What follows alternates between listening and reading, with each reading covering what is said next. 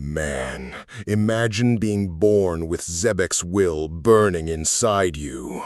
Naruto flips the script hard, owns the Nine Tails, recruits every outcast legend, and builds an empire that makes the old world look weak. From crushing Akatsuki to sitting on the real throne, this is peak conquest.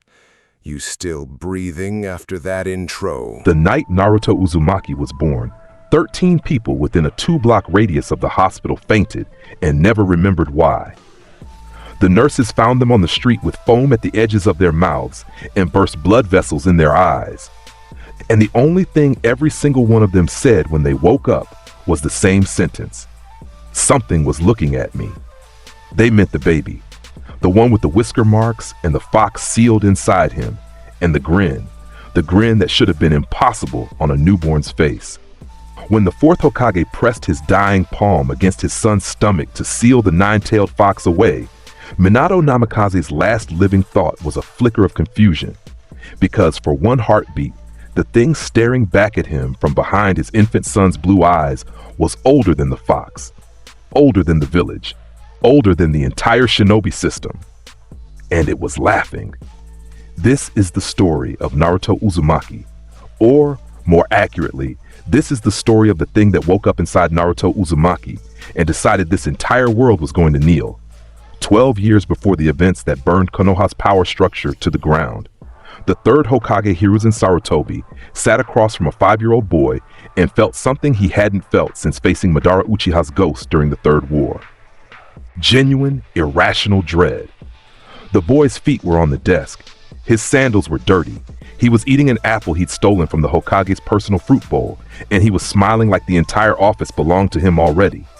Naruto, Hiruzen began, keeping his pipe steady. I wanted to talk to you about the Will of Fire, about what it means to protect this village and the bonds between. Old man, Naruto bit into the apple. Juice ran down his chin. His eyes, blue and ancient and bored, never left Hiruzen's face. Hokage? You want me to dream about becoming Hokage? Hiruzen smiled gently. It's the highest honor a shinobi can. Don't make me laugh. Naruto tossed the apple core over his shoulder. It hit the portrait of the second Hokage square in the forehead. Ruling a single village is a dream for small-minded fools. One village, one hat, one chair. He leaned forward and the air in the room grew heavy. Physically heavy, like the atmosphere before a thunderstorm, like gravity had remembered it was angry. The Anbu hidden in the ceiling panels felt their knees buckle. The pictures on the wall rattled. Hiruzen's pipe cracked between his fingers. I will be the king of the world, Naruto said. And he said it the way someone states their address. Hiruzen stared at him. The boy hopped off the chair and walked toward the door, hands in his pockets, whistling. At the threshold, he paused and looked back. You've got strong people in this village, old man. Strong people all over this world. I can feel them. He tapped his temple.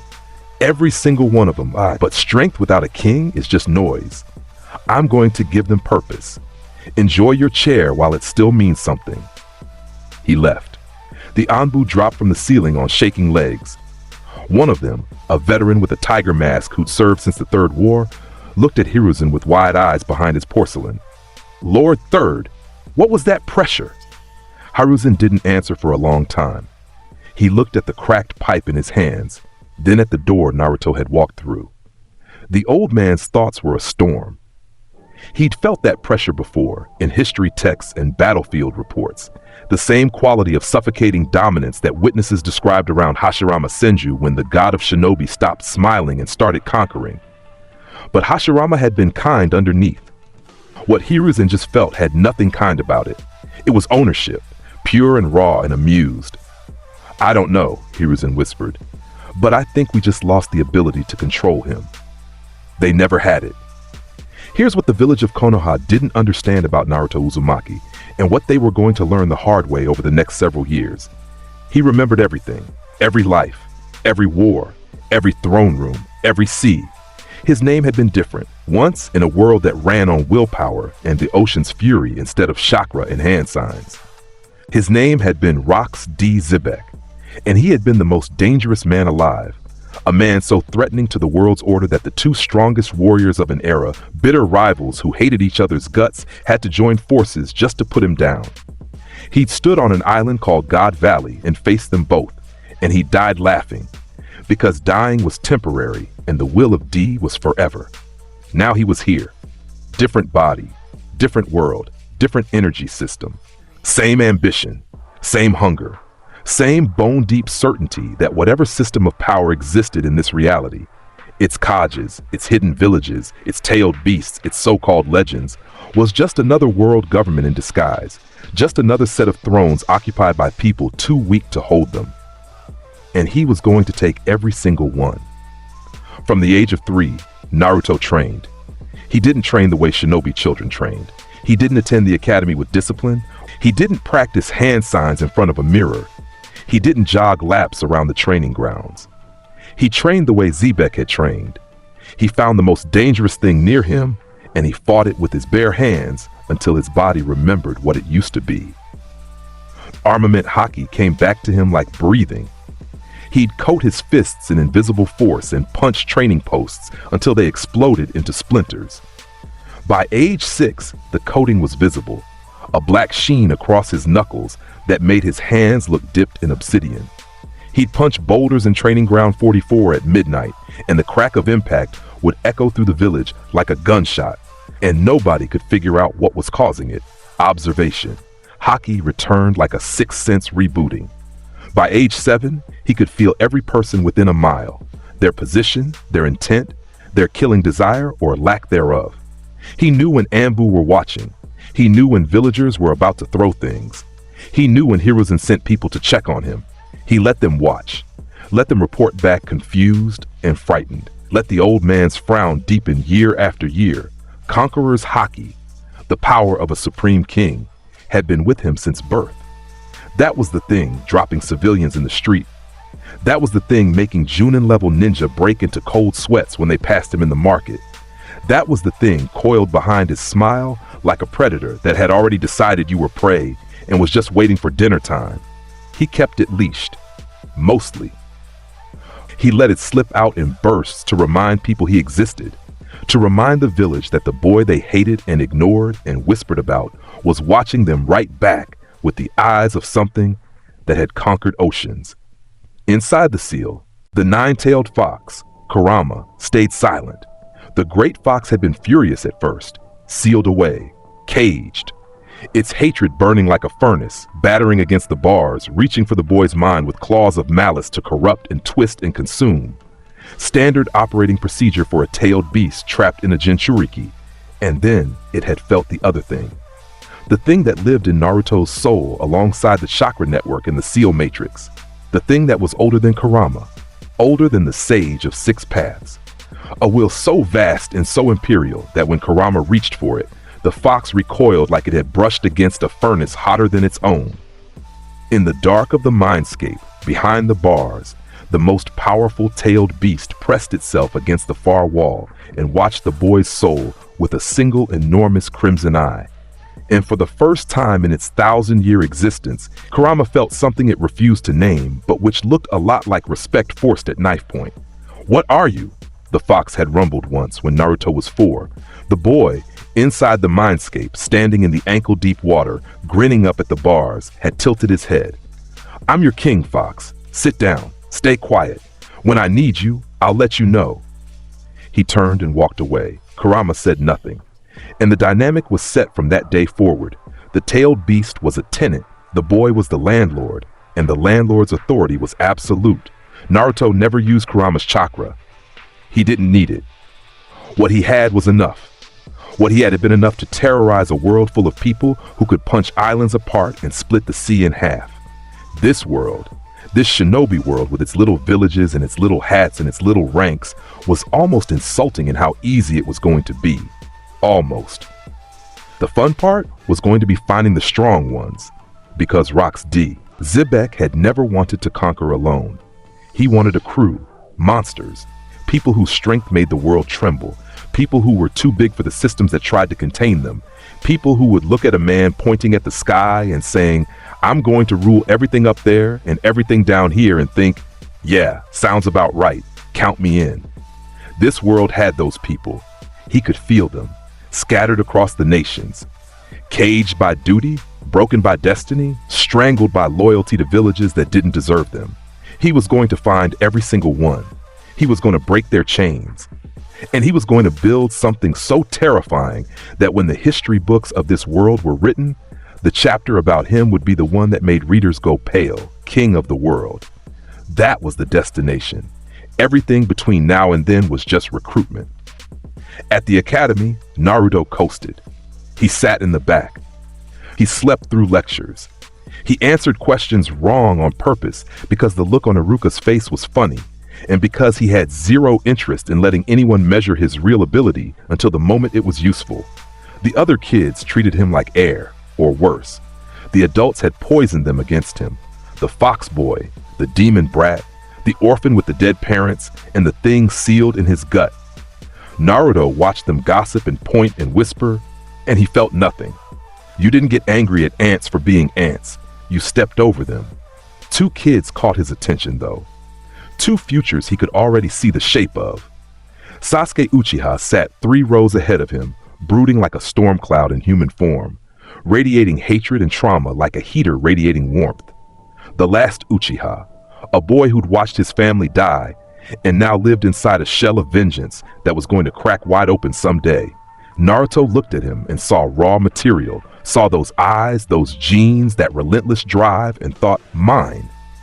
Hinata Hyuga sat 2 rows to the left, so timid she might as well have been transparent.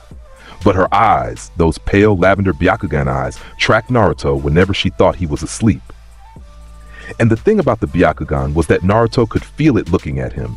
He could feel her curiosity, and he knew, with the certainty of someone who'd lived this story before, in a different skin, that the Hyuga clan was full of caged birds just waiting for someone to rip the door off.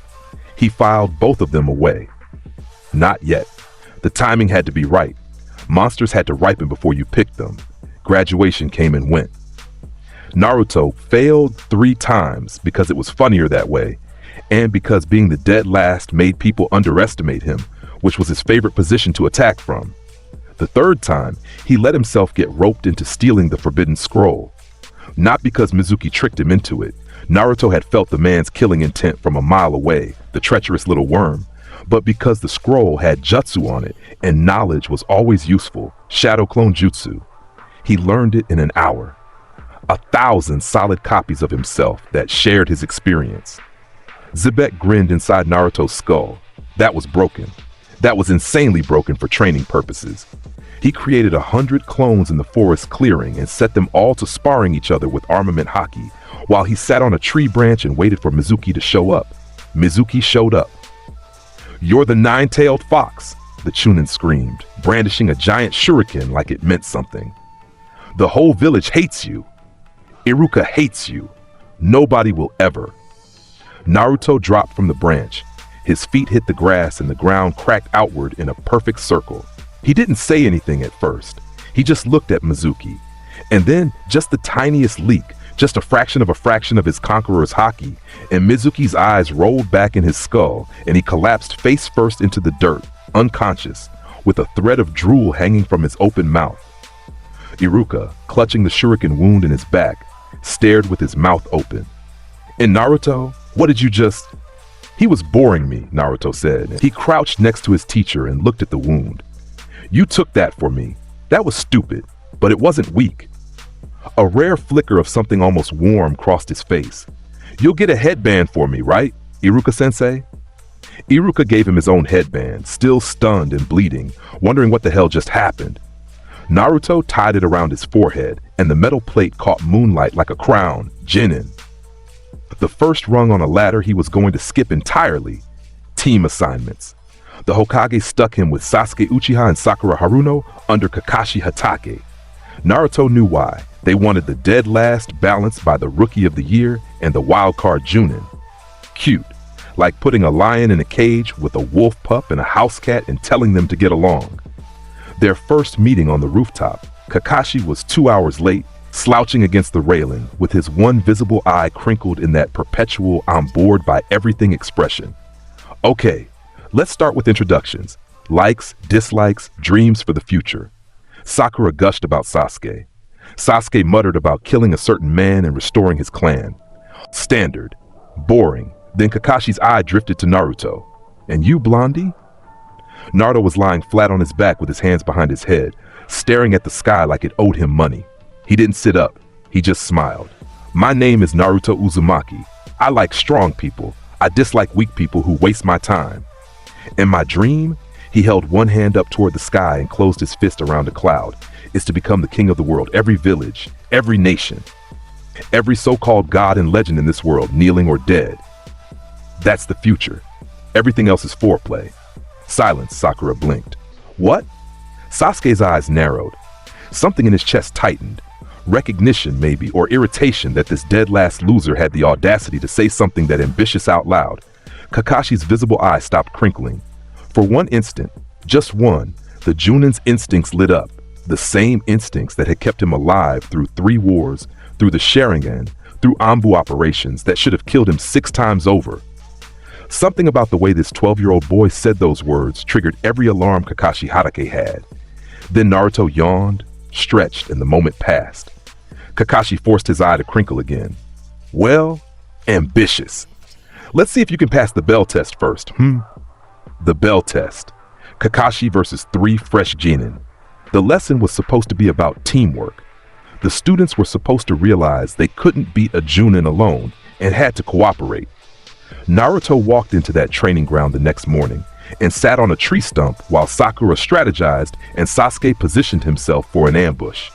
Kakashi stood in the center of the clearing, hands in his pockets, orange book nowhere in sight because something about today felt different.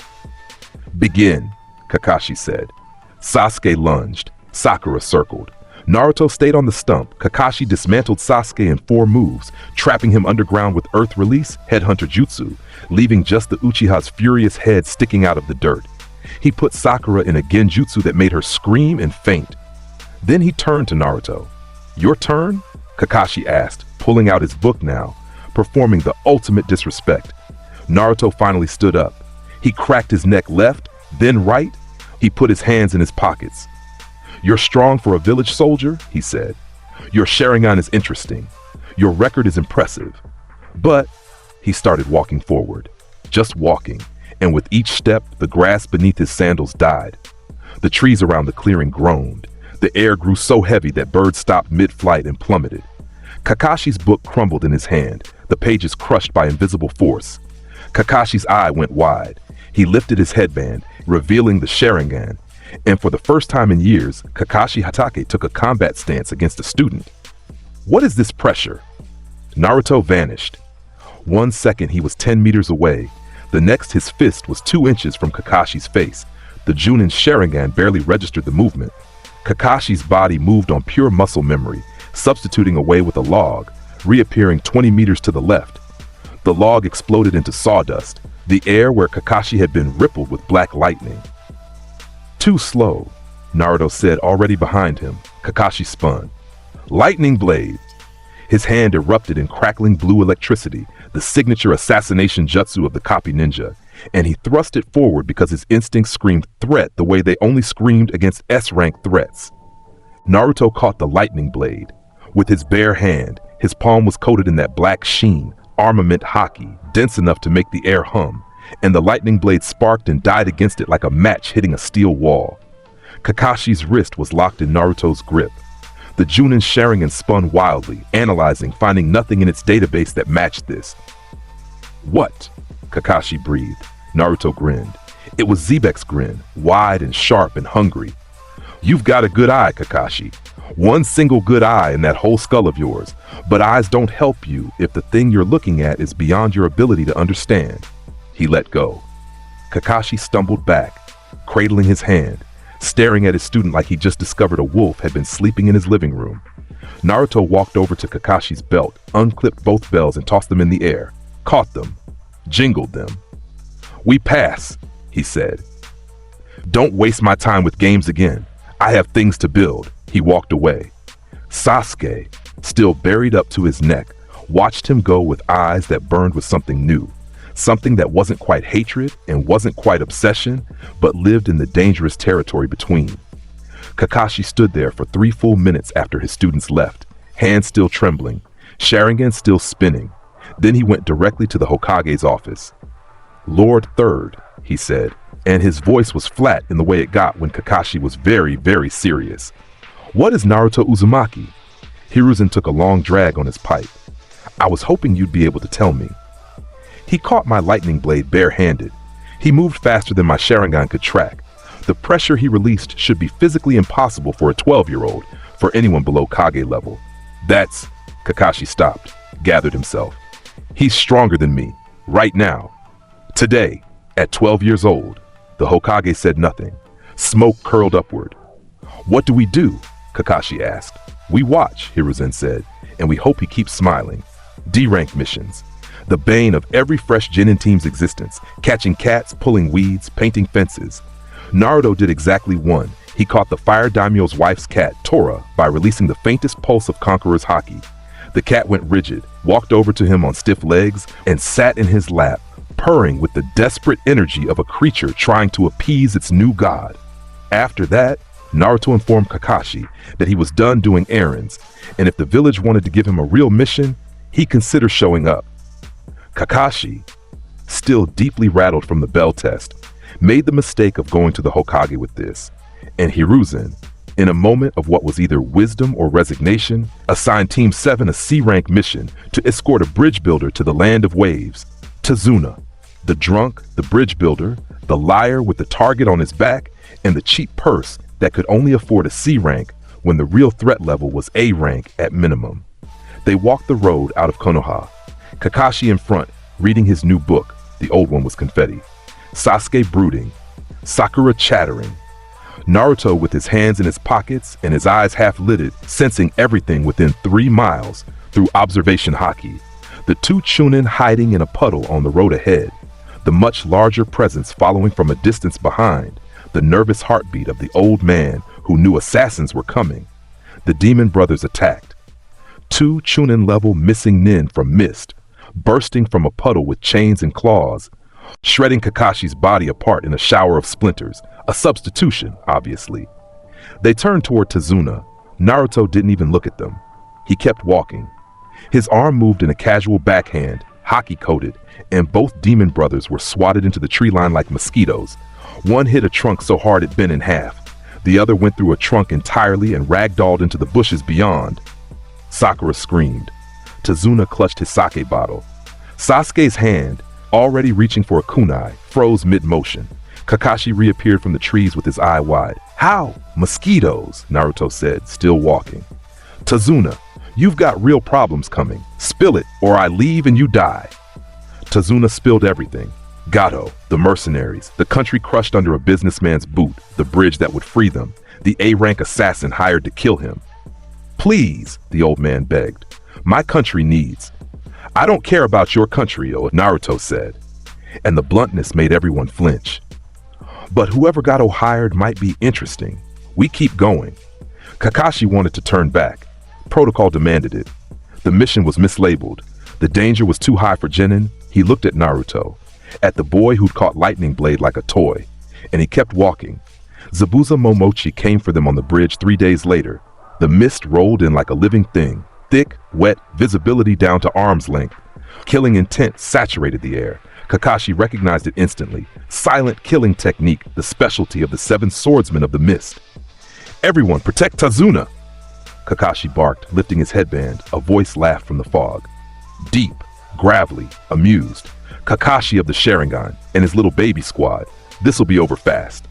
Zabuza materialized on a tree branch above them. Bandaged face, bare chest, the massive executioner's blade balanced on one shoulder like it weighed nothing. His eyes locked onto Kakashi first, then drifted lazily over the kids until they landed on Naruto. He blinked. Something in Zabuza's veteran instincts twitched.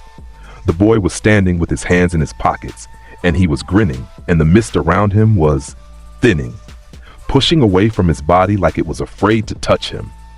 "Kakashi-sensei," Naruto said, and his voice carried through the fog like he owned the air itself. "Sit this one out." "Naruto, this is an A rank." "I said sit down." The words carried weight, physical weight. Kakashi's knees bent involuntarily before he caught himself. Sasuke and Sakura staggered. Tazuna dropped to his knees outright. Even Zabuza's eyes widened behind the bandages. Naruto stepped forward. He pulled his hands from his pockets. He cracked his knuckles one at a time, left hand, right hand, and with each crack, the air got heavier. The mist wasn't thinning anymore. It was fleeing, pulling back from the bridge in every direction, as though something in the atmosphere was burning it away. "You're Zabuza Momochi," Naruto said. "The demon of the hidden mist. You tried to assassinate the Mizukage. You failed. You've been running ever since, selling your sword to anyone with coin." He tilted his head. "That's pathetic." Zabuza's eyes went flat. Killing intent surged from him, suffocating, murderous, the kind that froze experienced Chunin in their tracks. Naruto walked through it like it was a light breeze. "You call that killing intent?" He laughed. And his own pressure answered. A wall of conqueror's Haki that slammed outward like a shockwave. The water beneath the bridge erupted in twin geysers. The wooden planks splintered in a radial pattern from his feet. Zabuza, a Junin-level missing nin, a man who killed 100 people before graduating the academy, felt his legs go weak. What the hell is this kid? Zabuza leaped from the tree, swinging the executioner's blade in a massive horizontal arc aimed at Naruto's skull. The swing was perfect. Full power. Enough force to bisect a building. Naruto raised his left hand. His palm went black. Armament Haki, so dense the air around his hand warped, and he caught the executioner's blade mid-swing. The impact detonated outward. Wind pressure blasted water off the bridge. The blade, made of legendary metal, forged to be unbreakable, a weapon that had killed hundreds, cracked. A fracture ran from the edge to the center like lightning through glass. Then it cracked more. More. The entire upper half of the executioner's blade fell into the water in 3 separate pieces. Zabuza stood there, holding a broken hilt, looking at a 12-year-old boy who just destroyed one of the 7 legendary swords with his bare hand. "What are you?" Zabuza whispered. And Naruto answered with the voice of a man who'd said similar words on a burning island in another world, another life. "I'm the man who's going to rule everything. And you?" He jabbed a finger at Zabuza's chest. "You're a strong demon, Zabuza. Your eyes are the eyes of a killer. Your skills are real, but you're wasting them." The finger became an open palm, offered, not in friendship, in conquest. Working for a fat pig like Gato? Swinging your sword for scraps? You tried to overthrow a Kaji once. You had the right idea. The wrong execution. The grin. Always the grin. "Work for me. I'll show you the top of the world. I'll give you something worth killing for." Conqueror's Haki pulsed, a focused burst, aimed straight at Zabuza, a pressure that said kneel or break. Zabuza's knees hit the bridge. His teeth clenched. His muscles strained against something his brain couldn't identify and his body couldn't fight. "You think I'll serve some brat?" "I think," Naruto said, leaning down until his face was inches from the demon of the mist, "that you've been masterless for years because everyone you've met is too small to follow. I think you've been drowning in the gutter because the ceiling in this world is too low for men like us. I think you've been angry since the day you were born, and you've never once met someone worth giving that anger to." He straightened up. The pressure eased just enough for Zabuza to breathe. "My name is Naruto Uzumaki. The will of D runs in my blood. Something older and more dangerous than any Kaj, any Sanin, any tailed beast in this world. I am going to tear down every system, topple every throne, and rebuild this world with my crew at the top. You can be one of my monsters, or you can die here on this bridge for a man who pays you less than his dinner costs." He extended his hand again. "Choose." Behind a tree, watching through a porcelain mask, Haku, Zabuza's tool, Zabuza's weapon, Zabuza's child, saw their master on his knees before a golden-haired boy whose presence made the air feel like drowning. They saw Zabuza's hand tremble. They saw the look in Zabuza's eyes, recognition. The same look a starving wolf gives when it finally finds a pack leader strong enough to follow. Zabuza took the hand, and Naruto's crew was born. They faked it, of course. Naruto wasn't stupid. He was a genius reborn, a man who'd out-schemed the world government in a past life. He needed Zabuza and Haku as secret weapons, tools in the shadows, which meant the world had to think they were dead.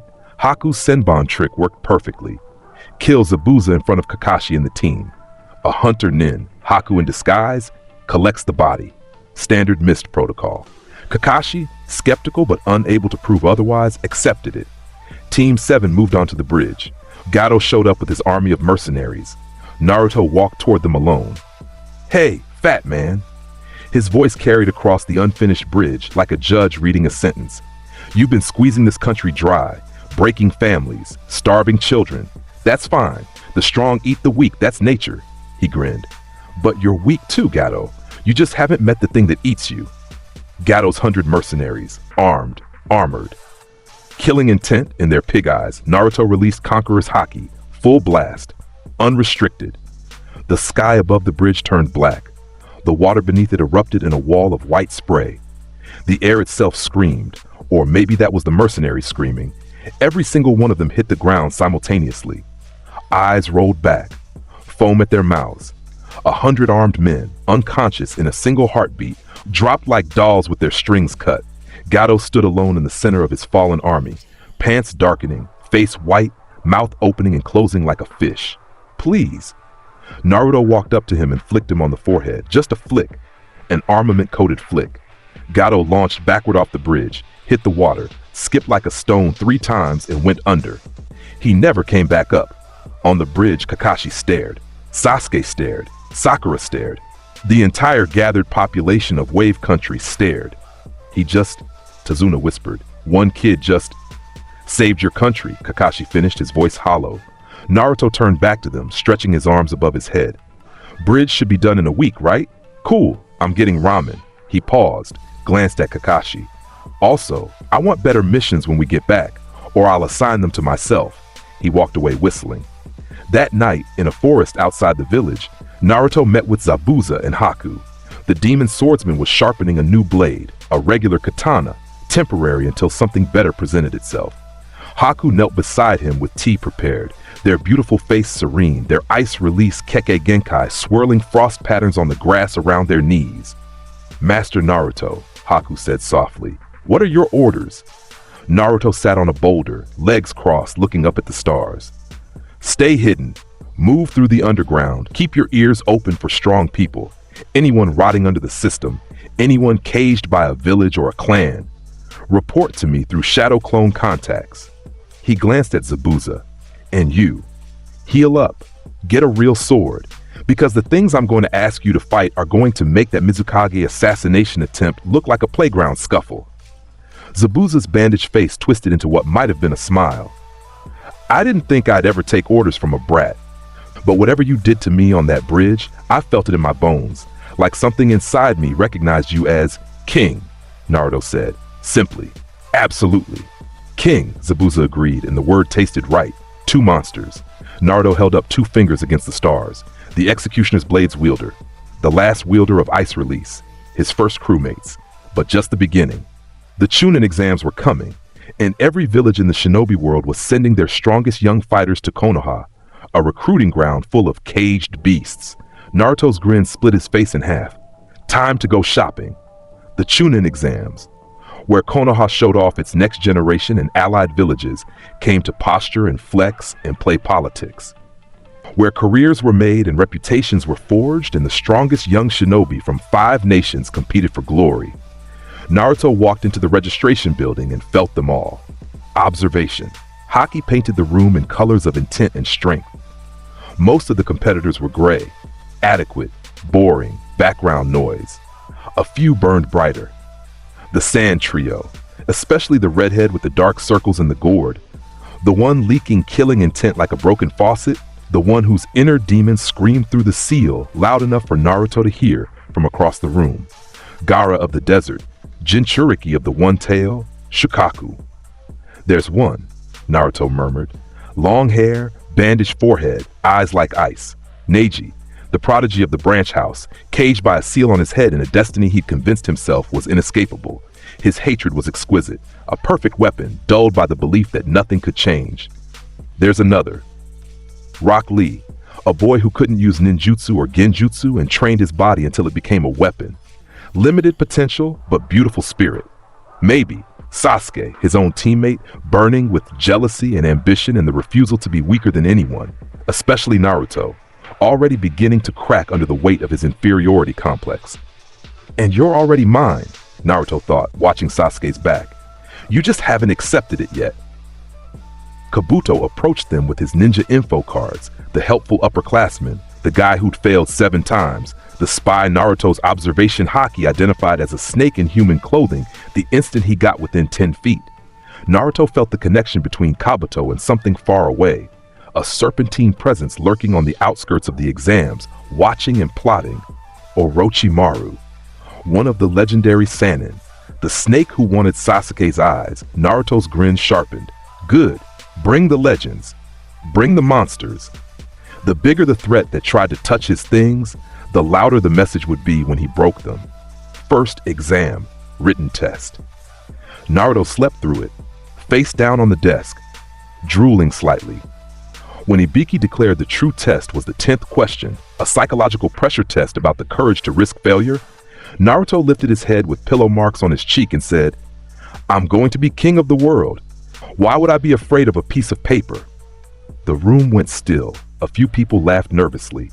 Ibiki, the scarred head of torture and interrogation, felt a chill run down his spine that had nothing to do with the air conditioning. Naruto put his head back down and went back to sleep. He passed second exam, the Forest of Death. 5 days in a jungle full of giant animals, enemy teams, and survival pressure. Grab 2 scrolls, make it to the tower in the center. Team 7 entered through gate 12. Sakura was nervous. Sasuke was focused. Naruto was humming a song that didn't exist in this world. A sea shanty from another life, something about storms and freedom, and a flag that meant death. 30 minutes in, they were ambushed. A team from Rain, 3 genin with umbrellas and poison senbon, and the smug look of predators who'd found easy prey. Naruto looked at them, just looked. A pulse of Haki, barely a whisper, and all 3 collapsed unconscious in the mud. Naruto stepped over them, grabbed their scroll from the leader's pouch without breaking stride, and kept humming. "Naruto," Sakura breathed. "What did you?" "They were insects. Keep up." Sasuke's jaw was tight. His fists were clenched. The Sharingan, freshly awakened during the wave mission, sparked by watching Naruto's impossible feats, spun in his eyes as he stared at his teammate's back.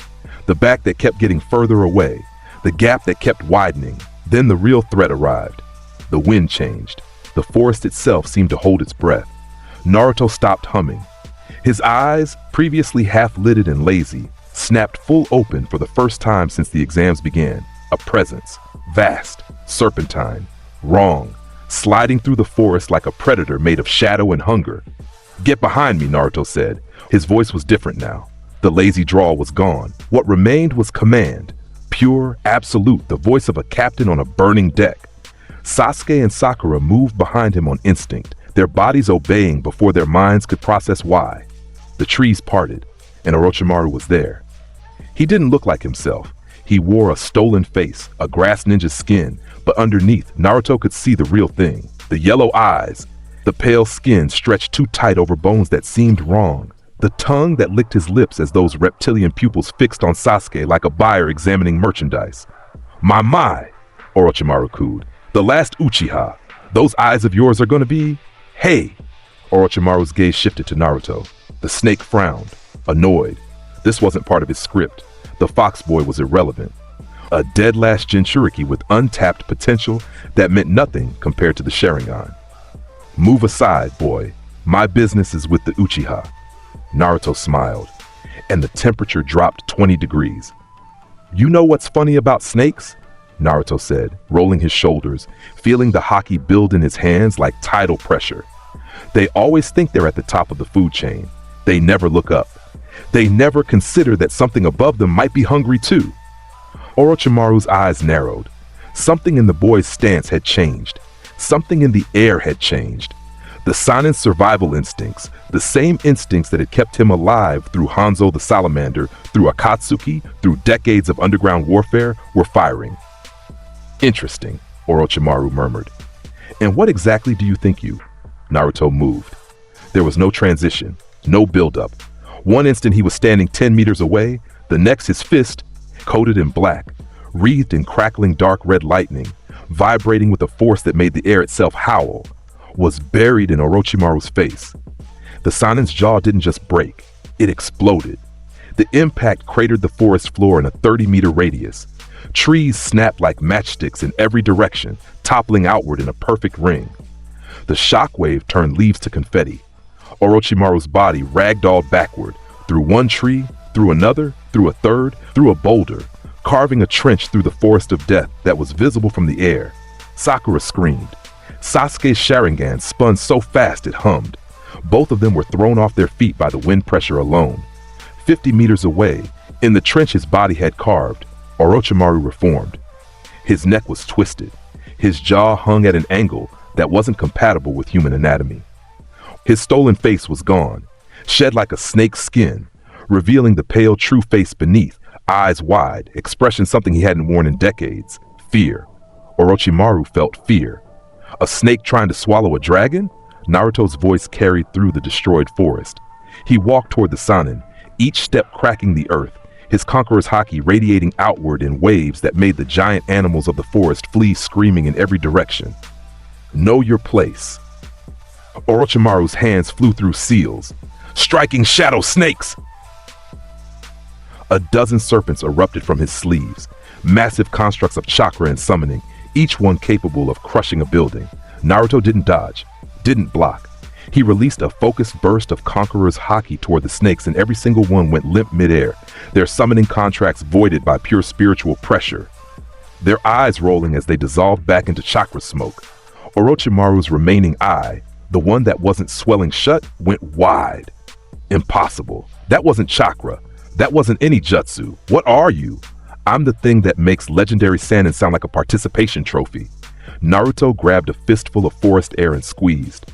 The atmosphere between them compressed into visible distortion. You came here for the Uchiha? He's mine. His eyes are mine. His future is mine. Everything in this forest, every strong person, every useful tool, every worthy monster is mine or is going to be. And you? He pointed one Haki black finger at Orochimaru's face. You're trespassing. Orochimaru, genius, immortality seeker, the man who terrified the shinobi world for 30 years, looked into the eyes of a 12-year-old boy and saw something behind them. Something vast. Something that existed before this boy and would exist after. Something that made even the Sage of Six Paths legends feel small and provincial. The Sanin did something he hadn't done since facing the third Hokage at full power. He ran. Orochimaru melted into the earth with a body flicker so desperate it left scorched grass in his wake, abandoning the mission, abandoning Sasuke, abandoning the Chunin exams. Because whatever that child was, Orochimaru of the Sanin did not have the power to fight it, and every cell in his immortal body knew it. Silence settled over the destroyed forest. Birds had stopped singing. The wind itself seemed uncertain. Naruto stood in the clearing, flexing his fist, looking at the trench Orochimaru's body had carved through the forest. He cracked his knuckles. He ran. Genuine irritation. Cowards are so boring, he turned. Sasuke stood there, Sharingan still active, face blank in the way faces go blank when the brain is overloaded. Sakura was on her hands and knees, trembling, tears running down her face from pure proximity to that pressure. Sasuke! Sakura whimpered. Let's go, Naruto said, walking past them. Tower's that way. I want food. Sasuke watched him go. The Uchiha's hands were shaking. His Sharingan had recorded everything, the speed, the power, the complete and total dominance over a legendary Sannin. And something inside Sasuke, some deep, primal part that understood hierarchy, acknowledged what it had seen. The dead last wasn't the dead last, had never been the dead last. The boy walking ahead of him was so far above everyone else that ranking systems didn't apply to him. And the worst part? Sasuke couldn't even be angry about it. Because for the first time since his family died, Sasuke had felt something other than cold revenge while watching Naruto fight. He'd felt inspired. The preliminary rounds. After the Forest of Death, the remaining teams gathered in the Tower's arena for one-on-one matches. The bracket was randomized. The Genin stood on the balcony, watching. Naruto leaned against the railing, arms crossed, watching the fights below with the expression of a restaurant critic forced to eat fast food. Most of the matches were boring. Competent? Sure, but boring. Then Neji Hyuga's match came up, the Branch House Prodigy versus Hinata Hyuga, Main House Princess against Branch House Genius. And Naruto watched with growing interest as Neji systematically dismantled his cousin, blocking her tenketsu, mocking her weakness, lecturing about destiny and fate and the immutable nature of the world. People are born with an unchangeable fate, Neji declared, striking Hinata's chest. She coughed blood. A failure will always be a failure. A servant will always be a servant. That is the truth of this world. Hinata collapsed. Medics rushed in, and Neji stood over her with cold white eyes and absolute certainty in the prison of his own worldview. Naruto watched and smiled. Perfect, he whispered. Absolutely perfect. His own match came, Naruto versus Kiba Inuzuka. The dog boy came in loud and confident, Akamaru on his head, trash talking about how Naruto was the dead last and this would be easy. Naruto didn't even look at him. He stared directly at Neji across the arena, made eye contact, held it. Then, without breaking that stare, he released a pulse of Conqueror's Haki that hit Kiba and Akamaru like a truck. Both collapsed instantly, unconscious, the dog howling once before going limp. The arena went dead quiet.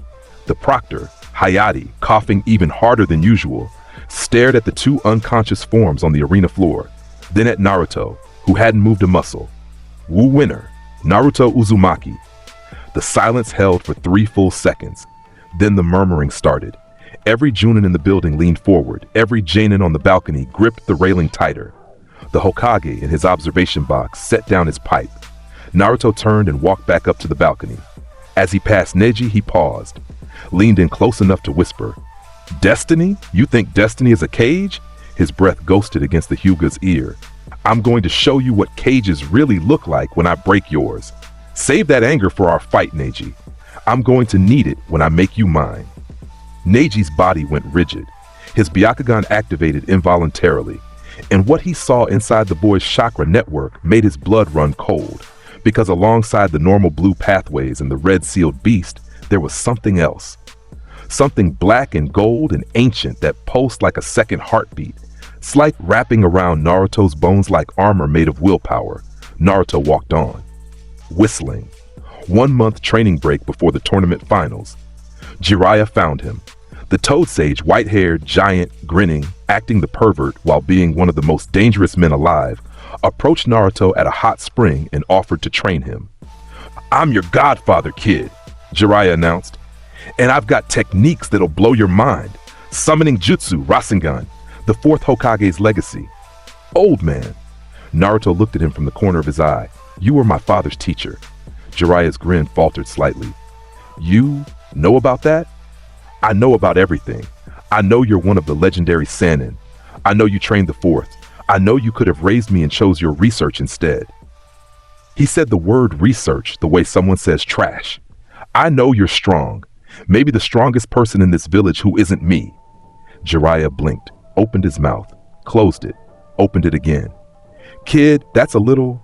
Teach me the Rasengan." Naruto stood up and faced him fully. "My father's jutsu. Teach it to me, and in exchange, you get to watch what I become. That's the deal. You don't get to be my mentor. You don't get to be my family. But you can be useful, and I'll remember that when I'm sitting on the throne." Most adults would have been offended. Jiraiya, who had seen prodigies, raised a Hokage, and once fought Hanzo the Salamander to a standstill, looked into Naruto's eyes and felt the same thing Kakashi had felt. The same thing Hiruzen had felt, the same thing Zabuza had felt, that this boy was going to change the world, and the world had zero say in the matter. "All right," Jiraiya said. "Rasengan, let's go." Naruto learned the Rasengan in 3 days. The full technique, no shortcuts, no crutches. He held the sphere of spinning chakra in his palm and studied it like a man examining a tool, considering how to upgrade it. Then he coated it in armament Haki. The result was black. A sphere of pure destruction that warped the air around it, that hummed with frequencies that made Jiraiya's teeth ache, that cratered the training ground 6 inches deep just from existing. "What the hell?" Jiraiya backed up 3 steps. "Kid, I've never seen anything amplify the Rasengan like that. What is that coating?" "Something from another life," Naruto said, dismissing the jutsu. "Something older than chakra. You wouldn't understand it, and I won't waste time explaining it." Jiraiya watched him train for the rest of the month, and wrote increasingly frantic reports to Hiruzen that said, essentially, this child is beyond anything I've ever seen, including his father, and I genuinely believe he could kill me if he wanted to. The third Hokage read these reports and added them to a growing file that he kept locked in a vault with no label. The file was getting thick. Tournament day. Konoha's arena packed with thousands. Feudal lords in their boxes. The Kages watching. The air electric with anticipation. The crowd didn't know what was coming. They expected a Genin tournament. Kids fighting kids. Flashy, but ultimately harmless. They were about to watch a coronation. First match of the bracket. Naruto Uzumaki versus Neji Hyuga. Neji stood in the center of the arena. Battle stance. Gentle fist form, Byakugan active, veins bulging around his eyes. His face was carved from stone. His hatred radiated like heat from asphalt. Hatred for destiny, for the main house, for the seal on his forehead, for a world that had decided his worth before he was born. Naruto walked down the stairs and into the arena like he was entering his own living room. Hands in his pockets, grin on his face. Every step resonant with a confidence so absolute that several audience members shifted comfortably without knowing why. You said something interesting during the prelims, Naruto called out, his voice echoing off the arena walls. About destiny, about fate, about people being locked into what they are from birth. He pulled his hands from his pockets and held them out to either side. I liked it. Want to know why? Neji said nothing. His stance tightened. Because you're right. The arena went still. People are locked in, caged, controlled. Your clan did it to you with a seal. Every village does it to their ninja with ranks and duties and the will of fire. The whole world does it with borders and kages and rules. Naruto lowered his arms and walked forward, closing the distance. But here's what you got wrong, Neji. He stopped 5 meters from the Hyuga prodigy. His smile vanished. What replaced it was something that made Neji's Byakugan-enhanced vision blur at the edges. A look so old, so certain, so completely devoid of doubt that it belonged on a monument and on a face that had lived 1,000 years. Destiny exists, cages exist, gods exist, and men like me? Dark red lightning crackled across Naruto's skin. The ground beneath him fractured. We're their natural enemies. I carry the will of D, and we break every single cage we find. Yours included. Neji's composure cracked. What is the will of? Come at me and find out. Neji attacked. He was fast, faster than any genin should have been, his footwork perfect, his palms striking with the precision and speed of a master twice his age. 8 trigrams, 64 palms. His hands blurred, becoming a storm of strikes aimed at Naruto's Tenketsu points, each one capable of shutting down the chakra network permanently. Naruto stood still. Every palm strike hit him. Every single one. 64 hits to Tenketsu points all over his body. Naruto didn't dodge, didn't block, didn't even take his hands out of his pockets, because every strike bounced off. Neji's eyes went wide. His Byakugan watched his own palms connect with Naruto's body and slide off like they'd hit a surface harder than steel. The Tenketsu weren't closing. They weren't even reachable. There was something coating the boy's entire body, a layer of invisible force so dense that the gentle fist, which pierced armor and skin and muscle to attack the chakra network directly, simply couldn't penetrate it. What? Neji stepped back, his palms throbbing. Impossible. The gentle fist bypasses physical defense. Physical defense? Naruto pulled a hand from his pocket and examined his nails like he was checking for dirt. Sure, but this isn't physical. This is willpower made solid. This is the armor of a king. He looked up, and the grin was back. And your cute palm technique? It tickled. Rage erupted across Neji's face. He spun. 8 trigrams chitin, and a dome of pure chakra exploded outward from his rotating body. The ultimate Hyuga defense. A technique the branch house wasn't supposed to know, spinning at speeds that generated enough force to deflect any attack. Naruto raised one fist, coated it in armament Haki until it was blacker than midnight, and punched straight through the chitin. The rotating dome, meant to be impenetrable, meant to be the pride of the Hyuga clan, meant to represent the absolute ceiling of defensive technique, split apart. Naruto's fist went through it like a rock through paper. The explosion of disrupted chakra blasted outward in a ring that cracked the arena walls and sent the front row of spectators diving for cover. Neji's rotation was stopped cold. He stumbled. Blood ran from his nose. His eyes were so wide the veins around them looked like they might burst. Naruto's Haki-coated fist stopped 1 inch from Neji's face. The air between them vibrated. Neji could feel the force. Feel what that punch would have done if it had connected. It would have taken his head off. "Your destiny," Naruto said, his voice carrying through the pin-drop silence of the arena, "belongs to me now." He grabbed Neji's collar and pulled him close. "You hate your cage? I'll destroy it. That seal on your head? Gone. The main house's control over you? Finished. But in exchange, his blue eyes were the water, the kind where monsters live and sunlight is afraid to go. You serve me. Your eyes, your technique, your genius, it all belongs to my crew. I am going to tear down the entire system that put chains on you. You're going to help me do it."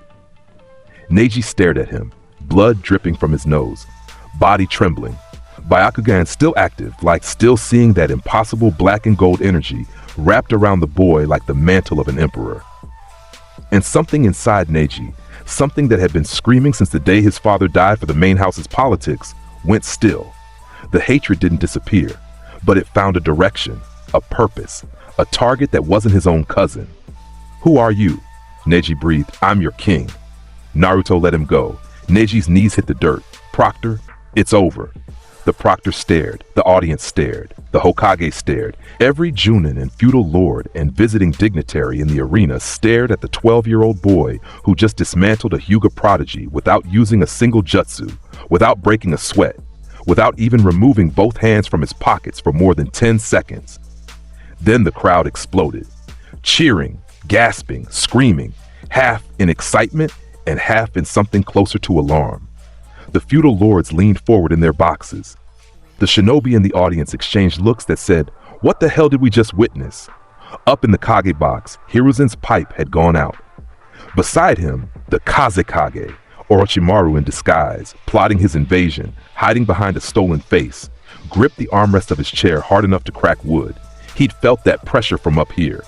He'd felt it, and it was the same thing that had broken his jaw in the Forest of Death. The snake's plan suddenly had a very large wrench in its gears. More matches.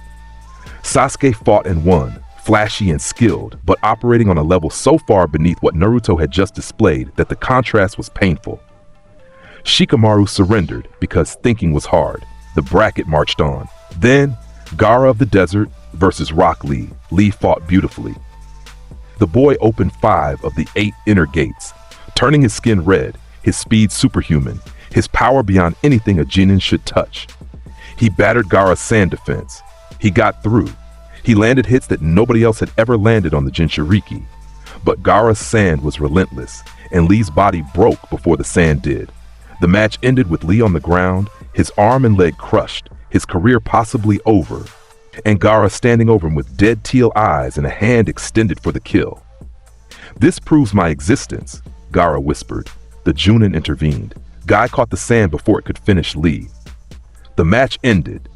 Naruto watched the whole thing from the balcony, watched Gaara's emptiness, watched the beast inside the boy howl with bloodlust, watched the sand that moved on its own, the killing intent that leaked like radiation. "That one," Naruto murmured, "is going to be magnificent." The invasion came during the finals.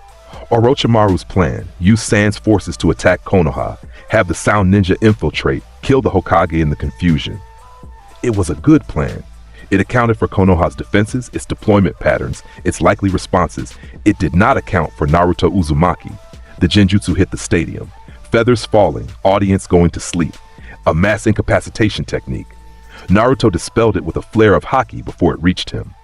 Around the arena, Sand and Sound Ninja dropped from the walls, blades out, faces savage chaos, screaming.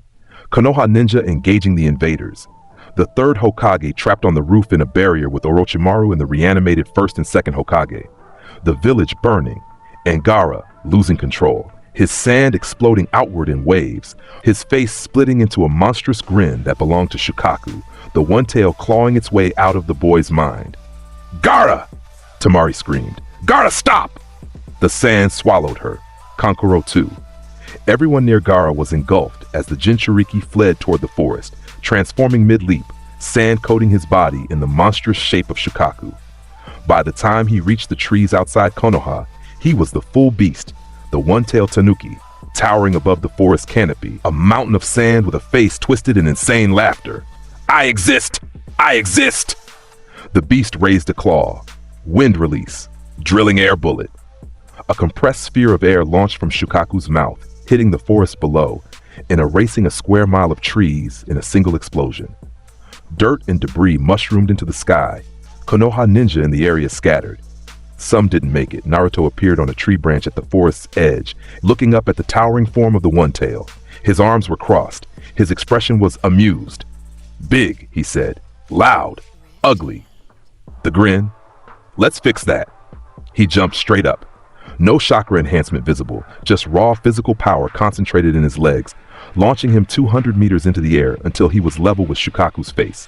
The beast saw him, a tiny golden-haired dot against the sky, and roared, swinging a massive sand claw. Naruto coated his right leg in armament Haki and kicked the claw. The impact split the sky.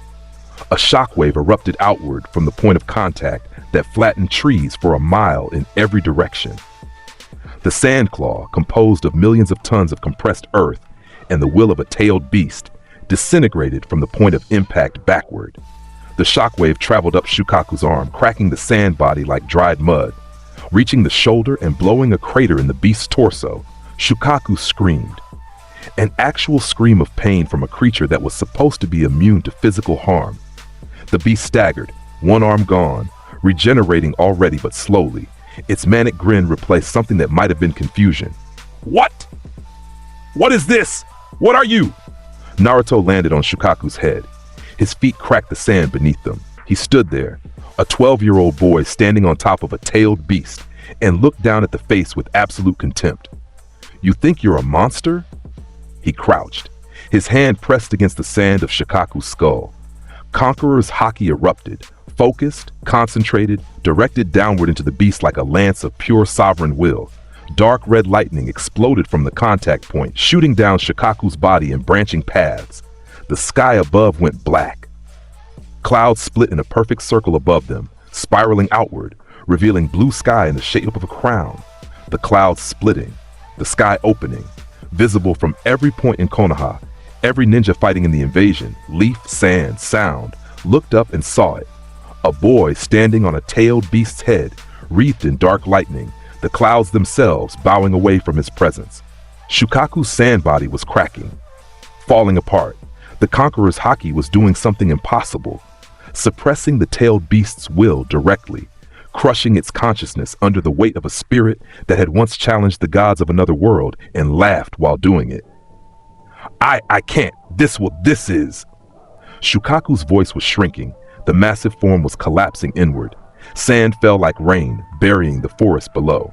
The beast was being forced back into its seal, forced back by nothing but willpower and the undeniable authority of a supreme king.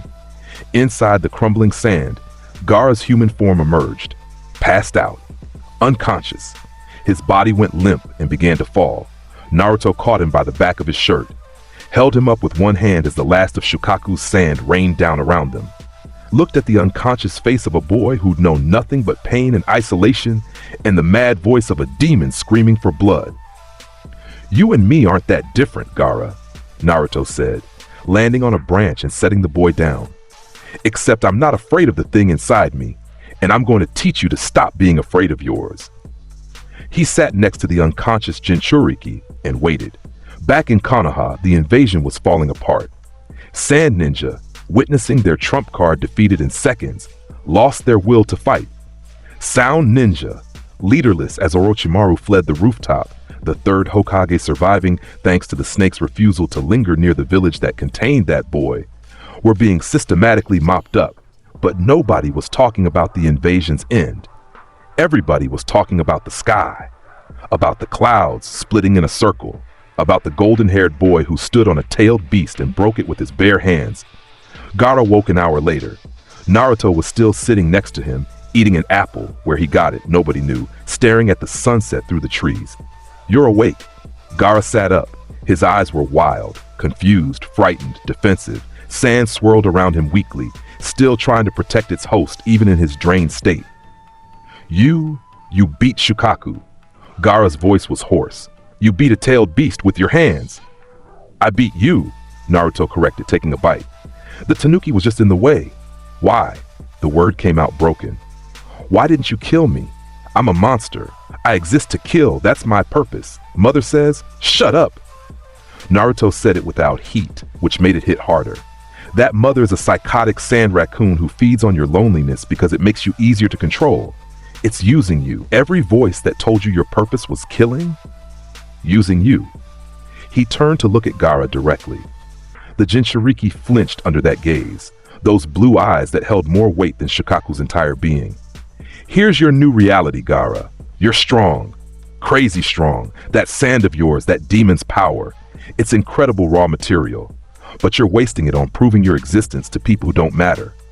He tossed the apple core into the forest. I'm going to be king of the world. I'm building a crew. Monsters so powerful that when we move the ground shakes. You're one of them. That's your new purpose. Gaara stared. His sand settled. The wildness in his eyes was fading, replaced by something else, the look of a drowning man who just saw a ship. You want me to follow you? I want you to join me, Naruto said. The difference matters. Following is for dogs. Joining is for kings in training. He stood, brushed off his pants, and extended a hand down to Gaara. Your village betrayed you. Your family tried to kill you. Your demon lies to you. I won't do any of those things. I'll just be honest. I'm going to use your strength to change the world, and in exchange, you get to be part of something that actually deserves your power. Gaara looked at the hand, then at the boy offering it. And inside the seal, Shukaku, the one-tailed beast, ancient, proud, murderous, was absolutely still. Terrified into silence by the thing it had felt pressing down on its consciousness. Terrified in a way it hadn't been since the Sage of Six Paths himself put it in chains, Gaara took the hand. I don't understand what you are, the redhead said. But Shukaku is afraid of you, and Shukaku has never been afraid of anything. Naruto pulled him to his feet and grinned. Good. Fear is a good starting point. Loyalty comes after.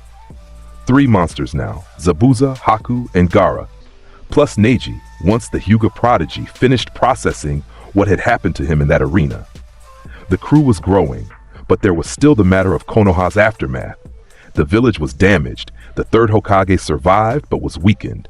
The political landscape was shifting, and a certain pair of S-ranked criminals were about to come looking for the thing sealed inside Naruto's gut.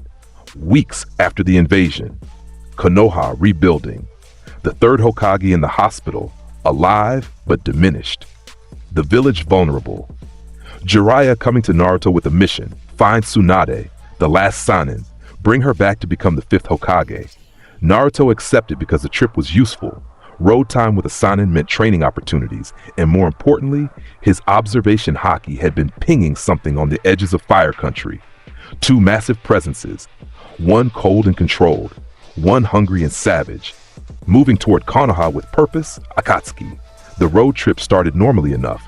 Jiraiya being perverted, Naruto ignoring him, the 2 of them moving through Fire Country toward the gambling towns where Tsunade was rumored to be drinking herself into debt. Then, 3 days out, a hotel in a small town. Jiraiya went to research, chase women. Naruto sat in the hotel room, sensing the 2 presences converge on his location, like sharks following blood.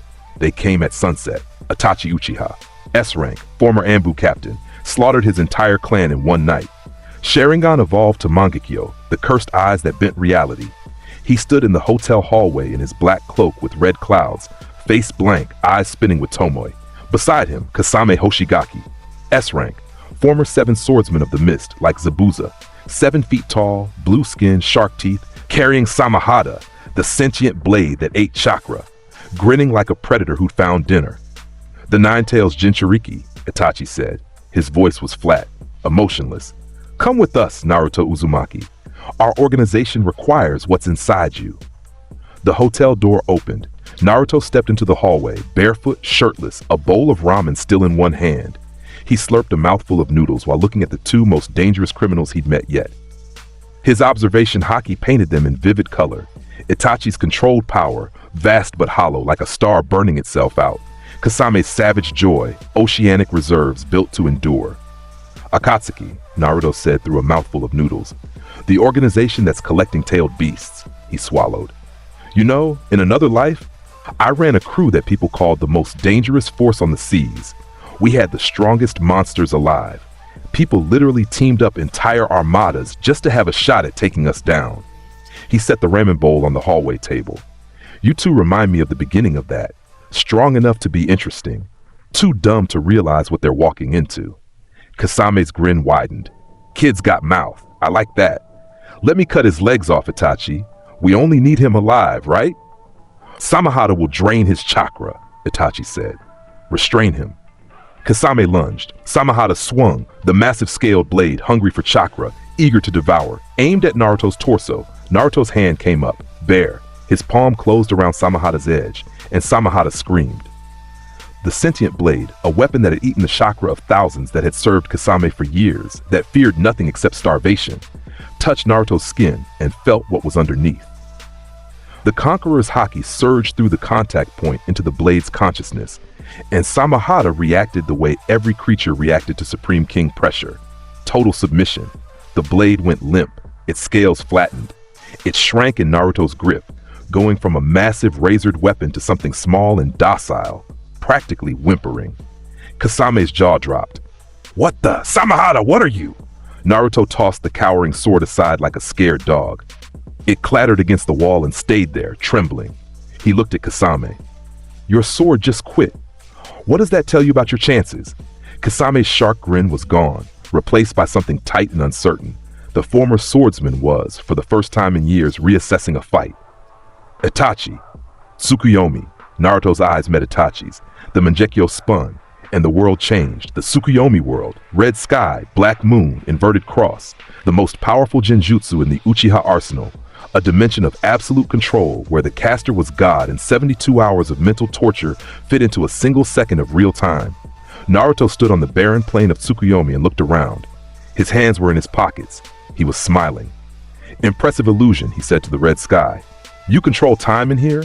Perception? Pain? He laughed. Cute. Itachi manifested behind him, sword in hand, eyes burning. In this world, he was absolute. Every atom responded to his will. Every sensation was his to command. No one had ever broken free of Tsukuyomi from the inside. The technique was mathematically perfect. 72 hours, Itachi said, raising the blade. You will experience. The ground cracked. Something was rising behind Naruto. Something that shouldn't exist inside Tsukuyomi. Because Tsukuyomi was Itachi's world, Itachi's creation, and nothing existed here without his permission. But it was here anyway. A shadow. Massive. Towering above both of them until it blocked out the red moon itself. A figure in a captain's coat, scarred and ancient and grinning with teeth that had bitten through the throats of gods. Eyes that burned with the same blue as Naruto's but 10 times as vast, carrying behind them the weight of a will that had once challenged the ruler of an entire world and refused to kneel. Rox D, the spirit, the memory, the will of the most dangerous man who had ever lived, manifesting inside Naruto's soul with such force that it overwrote Itachi's reality. The Tsukuyomi sky cracked like glass. The red bled to black. The inverted cross shattered. Itachi's Mangekyo pulsed with pain. This is impossible. You play with illusions, Uchiha? Naruto's voice came from everywhere and nowhere, amplified by the spiritual pressure of a past life leaking through the cracks in reality. Let me tell you something about taboos, about things that are supposed to be impossible, about gods who think their little worlds are absolute. Xebec's spirit leaned forward until its grin was all Itachi could see, a wall of teeth and will and the absolute refusal to be bound by any force in any world. Taboos are meant to be broken, gods are meant to be killed, and your little genjutsu? The Tsukuyomi world was disintegrating around them, shattering like a mirror hit by a boulder, is nothing compared to the will of a king. The illusion broke, reality snapped back. The hotel hallway, less than a second had passed. But Itachi staggered, blood streaming from his left eye, his Mangekyo spinning out of control, his face showing emotion for the first time in years. Shock, genuine, unfiltered shock. Someone had broken Tsukuyomi from the inside. From the inside. The technique that was supposed to be unbreakable, the technique that had broken Kakashi's mind, the technique that was Itachi's absolute trump card, broken by a 12-year-old boy who was still standing in the hallway with his hands in his pockets, grinning like nothing had happened. "That all you got?" Naruto asked. "Because I'm about to hit back." He moved, his fist, coated in armament haki so dense it looked like his hand had been forged from obsidian, slammed into Kasame's chest before the shark man could react. The impact launched Kasame through the hotel wall, through the room beyond, through the outer wall, across the street, into the building opposite, through that building, into the street beyond that. The chain of destruction left a tunnel of rubble through 3 buildings. Kasame's body cratered the final wall and hung there, embedded in stone, blood pouring from his mouth. Samahata lying abandoned in the hallway, still whimpering. One hit, one single hit, and an S-rank criminal who could fight most Kage to a standstill was embedded in a wall 3 buildings away. Itachi assessed. His one good eye, the right, the Mangekyo still functional. Locked onto Naruto, black flames gathered at its edge, Amaterasu. The flames of the sun goddess erupted, black fire that burned everything, that could reduce anything to ash, that never stopped until its target was consumed. They appeared on Naruto's shoulder, and the moment they made contact with his haki-coated skin, they flickered, guttered, like a match held against steel in a hurricane. The flames tried to burn, tried to consume, and found something they couldn't penetrate. A will so dense, so absolute, that even the cursed fire of the Mangekyo couldn't take hold.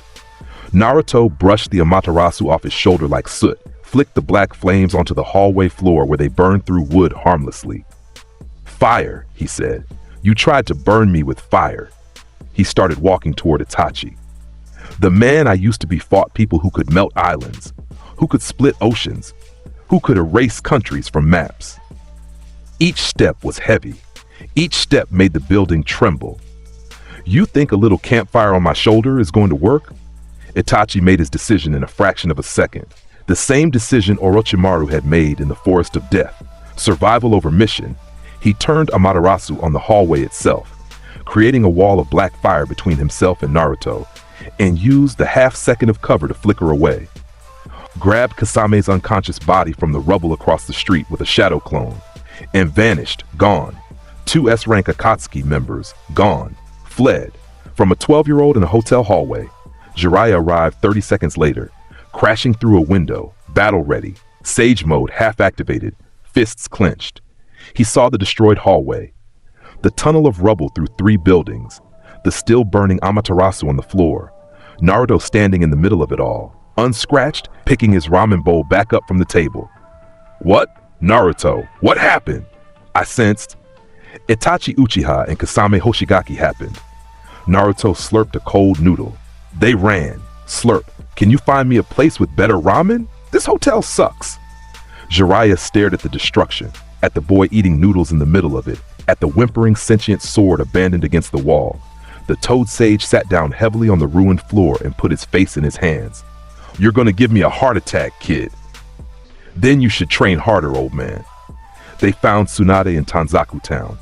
The legendary medic nin, granddaughter of the first Hokage, one of the 3 legendary Sanin, drowning her sorrows in sake and gambling debts and the ghosts of everyone she'd ever lost.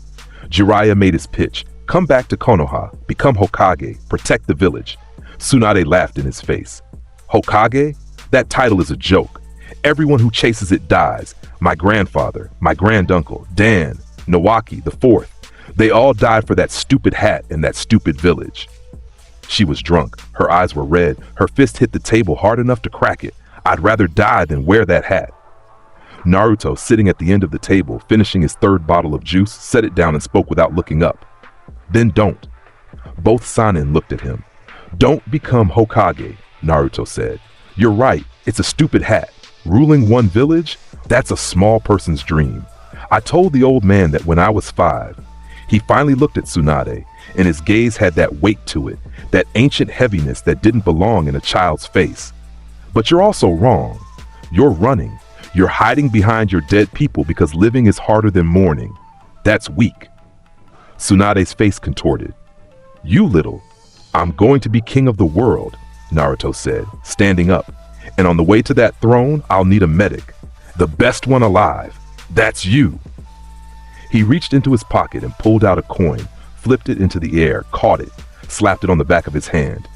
"But I don't beg, so I'll make you a deal instead." He showed the coin. Whatever face it showed, Tsunade's eyes locked onto it with the obsessive focus of a lifelong gambler. "1 week," Naruto said. "Give me 1 week. If I can't make you believe that the future is worth sticking around for, that there's someone in this world who isn't going to die wearing some stupid hat, you can go back to drinking yourself to death. Deal?" Tsunade stared at him, then snorted. "Confident, brat. Fine. 1 week. Impress me." The week passed. Naruto didn't train in front of her. She'd already heard what he'd done from Jiraiya's increasingly unhinged reports. Instead, he simply existed in her proximity and let her watch him be what he was, utterly, impossibly, infuriatingly certain that the future was his. He ate with the confidence of a man who'd already won. He talked about his crew, his monsters, with possessive warmth that was so genuine even Tsunade's cynicism couldn't find the angle in it. He looked at the sky and said, "That's mine too," with such complete sincerity that by day 5, Tsunade realized she'd stopped drinking. On day 7, Orochimaru came for her. The snake wanted her medical skills. His arms were damaged. The third Hokage's last attack had sealed them, leaving the Sannin crippled. He offered her a deal: heal his arms, and he'd resurrect her dead loved ones. The ultimate temptation for a woman drowning in grief, he brought Kabuto. He came at night. He expected to find Tsunade alone and desperate. He found Naruto sitting on the roof of Tsunade's hotel, legs dangling, eating dango, looking down at the snake with the expression of someone watching a rerun of a boring show. "Oh," Naruto said, "you again?" He dropped the dango stick. "I thought I made myself clear in the forest. Was my fist in your face too subtle?" Orochimaru went pale. Actually pale. Paler than his already corpse-white complexion. His body remembered the impact. His rebuilt jaw ached in phantom pain. "You." The Sannin's voice was tight. "Move aside, boy. My business is with... Your business is with me. It's always with me. Every person you want, every power you chase, every resource you covet, it all comes through me first." Naruto stood on the roof's edge. The night air grew heavy. The stars seemed to dim. "You want Tsunade? She's mine. You want Sasuke? He's mine. You want to cheat death?" The grin. The Xebec grin. "Death is mine too. I decide who lives and who dies in my kingdom. And your name isn't on the lives list, Snake." He jumped from the roof. Armament Haki coated both arms up to the elbows, black as void. He landed in front of Orochimaru and Kabuto like a meteor, the ground cratering, dust exploding outward, the force of his landing alone sending Kabuto tumbling backward. Kabuto, loyal spy, medical ninja, skilled enough to threaten most Junin, scrambled up with a chakra scalpel in each hand. "Lord Orochimaru, I'll..." Naruto glanced at him. One burst of Conqueror's Haki. Kabuto dropped, unconscious, face in the dirt, just like Mizuki, just like the Demon Brothers, just like Kiba. Some people simply weren't worth more than a glance. Orochimaru was alone, striking shadow. "You already tried that." Naruto closed the distance in a blink. His Haki-coated fist hit Orochimaru's stomach, and the Sannin's feet left the ground. The legendary ninja folded over Naruto's arm like a deflated balloon, blood and bile spraying from his mouth, his body launching upward from the force. Naruto grabbed his ankle as he rose, spun once, and slammed him into the earth. The impact crater was 20 meters wide. Dust and rubble filled the air. Orochimaru lay at the bottom, broken, reforming, shedding his skin to heal. The immortality technique, the body-hopping survival mechanism. "You can't kill me," Orochimaru hissed, a new body sliding from the old one's mouth like a snake shedding. "I am immortal. I will always return." Naruto appeared at the crater's edge. He looked down at the Sannin with something that wasn't anger or excitement or even contempt. It was pity. Immortality means nothing if you spend eternity running from 12-year-olds. He turned his back. "Heal your arms somewhere else. Find your power somewhere else. But know this. Every path you take leads back to me eventually, and next time, I won't let you slither away." He walked away. Orochimaru, for the second time in 2 months, was left in a crater watching Naruto Uzumaki's back, and the Sannin felt something curdle in his immortal gut. He was supposed to be the predator. He was supposed to be the snake that swallowed the world. But there was something worse than snakes in this world now. Something that made Orochimaru feel like a worm. He gathered Kabuto and fled into the night. Tsunade was standing on the hotel balcony. She'd watched the whole thing. sake bottle in hand, untouched. Her eyes were wide and her mouth was slightly open. Jiraiya stood next to her, his expression somewhere between pride and absolute existential dread. "Jiraiya," Tsunade said. "What the hell is that, child?" "I don't know," Jiraiya admitted, but he learned the Rasengan in 3 days and then made it stronger than the original. He broke 2 Akatsuki members at a hotel. He punched Orochimaru's jaw off in the Forest of Death. And his ambition. The Toad Sage shook his head. He says he's going to be king of the world. And Tsunade? I think I believe him. Tsunade set the sake bottle down, deliberately, firmly, like she was making a decision. "I'll go back to Konoha," she said. "Hokage, whatever, fine. But I'm doing it because I want to watch what he becomes. I want a front row seat." "To what?" Tsunade watched Naruto walk back toward the hotel, hands in his pockets, humming that sea shanty again, and she thought about her grandfather, the god of shinobi, the man who dreamed of a peaceful world. Hashirama had been called the strongest, had been called unkillable, had been called a force of nature. What Naruto was bigger than that. To history, back in Konoha, Tsunade as 5th Hokage, the village rebuilding, political tension rising, the failed invasion had exposed weaknesses, shifted alliances, created vacuum. Inside Konoha, the civilian council was restless. The clans were posturing. The Anbu were stretched thin. Naruto didn't care about any of it. Village politics were ants fighting over crumbs. He had bigger concerns. His crew was growing. Zabuza and Haku operated in the shadows, gathering intelligence, mapping the underground, identifying potential recruits across the nations. Gaara returned to Suna as a sleeper, his loyalty to Naruto absolute, waiting for the day the call came.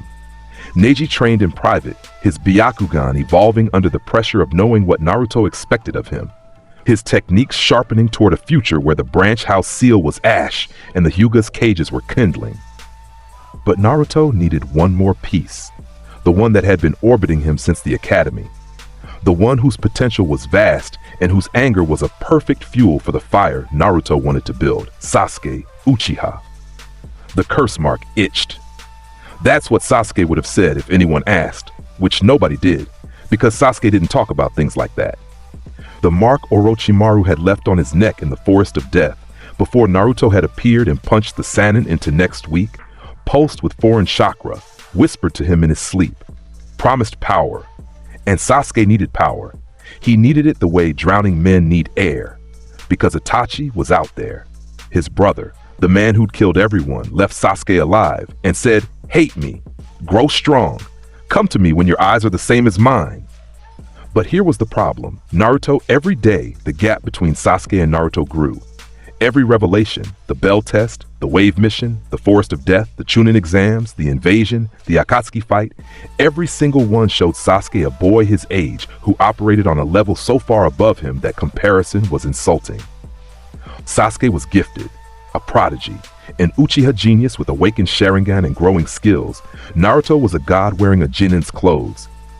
The disparity was destroying Sasuke from the inside, not because he hated Naruto, though there was hatred. Oh yes, there was hatred, but because the existence of someone that much stronger made his quest for revenge against Itachi feel possible. If that kind of power existed in the world, then it could be reached, could be obtained. And if Sasuke couldn't get it in Konoha, then Orochimaru's Sound 4 came for him on a Tuesday night. 4 elite ninja, specially enhanced with curse marks. They found Sasuke on a rooftop and spoke the words that had been echoing in his head for months. "Lord Orochimaru can give you power, real power. Come with us and you'll have the strength to kill Itachi." Sasuke looked at them, then looked at Konoha, the village that had done nothing to help him avenge his clan. The village that was too busy fawning over Naruto's impossible power to notice that Sasuke Uchiha was drowning. He packed a bag. He walked to the village gate at midnight. He was almost out, almost free, when a voice came from behind him. "Sasuke." He froze. The voice was female, familiar. Sakura stood in the road behind him, tears already streaming, hands clasped in front of her chest. "Please don't go. Please. I'll do anything. I'll go with you. Just please." Sasuke looked at her, and for 1 second he felt something other than the cold engine of revenge. For 1 second he was just a boy standing in front of a girl who cared about him. Then the second passed. "Thank you," he said, and walked through the gate. Sakura's scream echoed through the empty street. Morning, Tsunade's office. The report: Sasuke Uchiha had defected. Heading toward the Sound Village with 4 enemy escorts, a retrieval team was assembled. Shikamaru, Choji, Kiba, Neji, and Naruto. Shikamaru briefed the team. Strategy. Roles. The genius laid out a plan that was genuinely brilliant for a Chunin-level operation. Accounting for enemy numbers, terrain fallback positions, Naruto listened to none of it. He stood at the back of the room, arms crossed, face unreadable. When Shikamaru finished, Naruto spoke. Here's what's gonna happen. You 4 handle the escorts, 1 each. Buy time. Take them down if you can. I go ahead and get Sasuke. Shikamaru frowned. Naruto, that's Shikamaru. Naruto's eyes locked onto the shadow user, and despite his 200+ IQ and his carefully constructed emotional detachment, Shikamaru felt his train of thought derail entirely. You're smart. Smart enough to know that dividing us equally against their team is how people die. Smart enough to know I don't need help. He looked around at the team. Neji met his gaze with understanding. Kiba looked away. Choji swallowed. But I'm giving you 4 a mission because my crew doesn't sit idle while I work. He walked toward the door. Move fast, hit hard, and remember, everyone comes home. That's an order from your captain. He vanished through the door. The retrieval team sat in silence. Did he just give us orders? Kiba asked. Neji stood, adjusting his headband. His eyes held a light that hadn't been there before the Chunin exams. He did, and I suggest we follow them. Shikamaru sighed. What a drag. The pursuit, through Fire Country's forests. The Sound Forge Jirokidomaru Sakon Ukon Tayuya, peeling off one by one to delay the retrieval team. Standard tactics, fight the chasers one by one while the package escapes. Choji versus Jirobo, the big man against the big man. Choji's expansion jutsu versus the Earth Wall user. A brutal fight that Choji won by pushing past his limits. The Akimichi food pills, each one burning years off his life, giving him the power to crush Jirobo into the dirt. He collapsed after, unconscious but alive. Neji versus Kidomaru, the spider user against the Byakugan genius. Kidomaru fired arrows from webs, built armor from golden thread, attacked from every angle.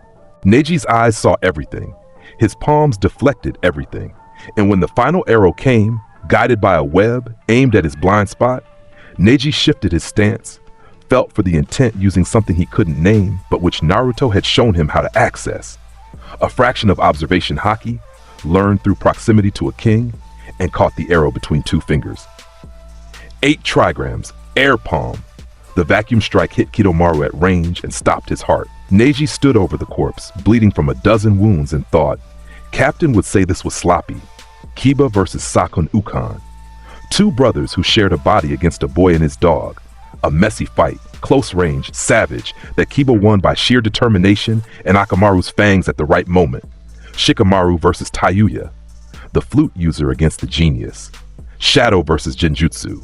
Shikamaru's mind worked through 18 different strategies in seconds, and Tamari of the Sand arrived as backup, ordered by Gaara, who had received word through Naruto's clone network, and blasted Tayuya into unconsciousness with a single wind release.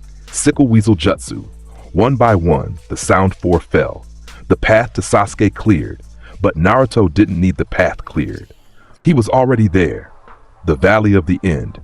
2 massive statues, Hashirama Senju and Madara Uchiha, facing each other across a roaring waterfall. The birthplace of Konoha's deepest scar. The place where the village's founders had fought their final battle. Sasuke stood on Madara's head, cursed seals spreading across his skin in black flame patterns, Sharingan blazing. He'd heard Naruto coming, felt the pressure approaching like a thunderstorm on the horizon, and turned to face it. You came, Sasuke said.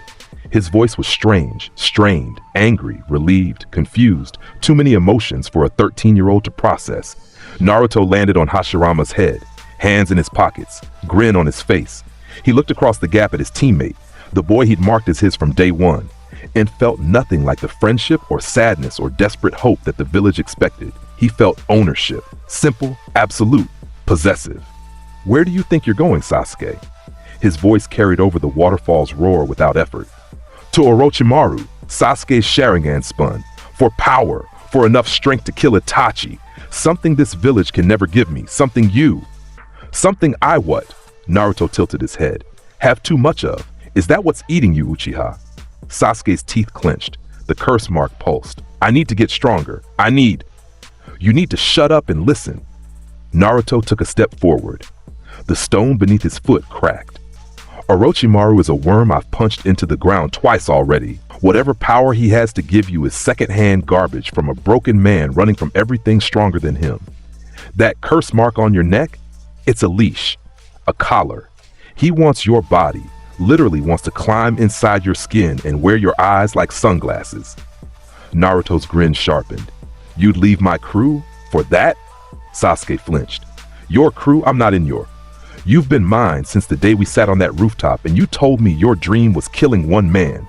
Naruto said, and his voice dropped lower, heavier, carrying the weight of Conqueror's Haki beneath the words like bedrock under soil. A dream that small needs a bigger one wrapped around it, or it eats you alive. I'm that bigger dream, Sasuke. You kill Itachi? Fine. I'll make you strong enough to do it. Stronger than Orochimaru ever could, but you do it as my sword, my monster, part of my crew. Sasuke's body was trembling. The curse mark was spreading further. Stage 2 activating, his skin turning gray, his hair lengthening, wings of bone and chakra erupting from his back. The dark power of Orochimaru's seal transforming him into something monstrous. Shut up, he screamed. The transformation completed. Curse mark level 2, the demon form, power flooding his system like acid in water. He raised his hand and the sound of 1,000 birds erupted. Chidori. Black lightning wreathed his transformed fist. A cursed Chidori.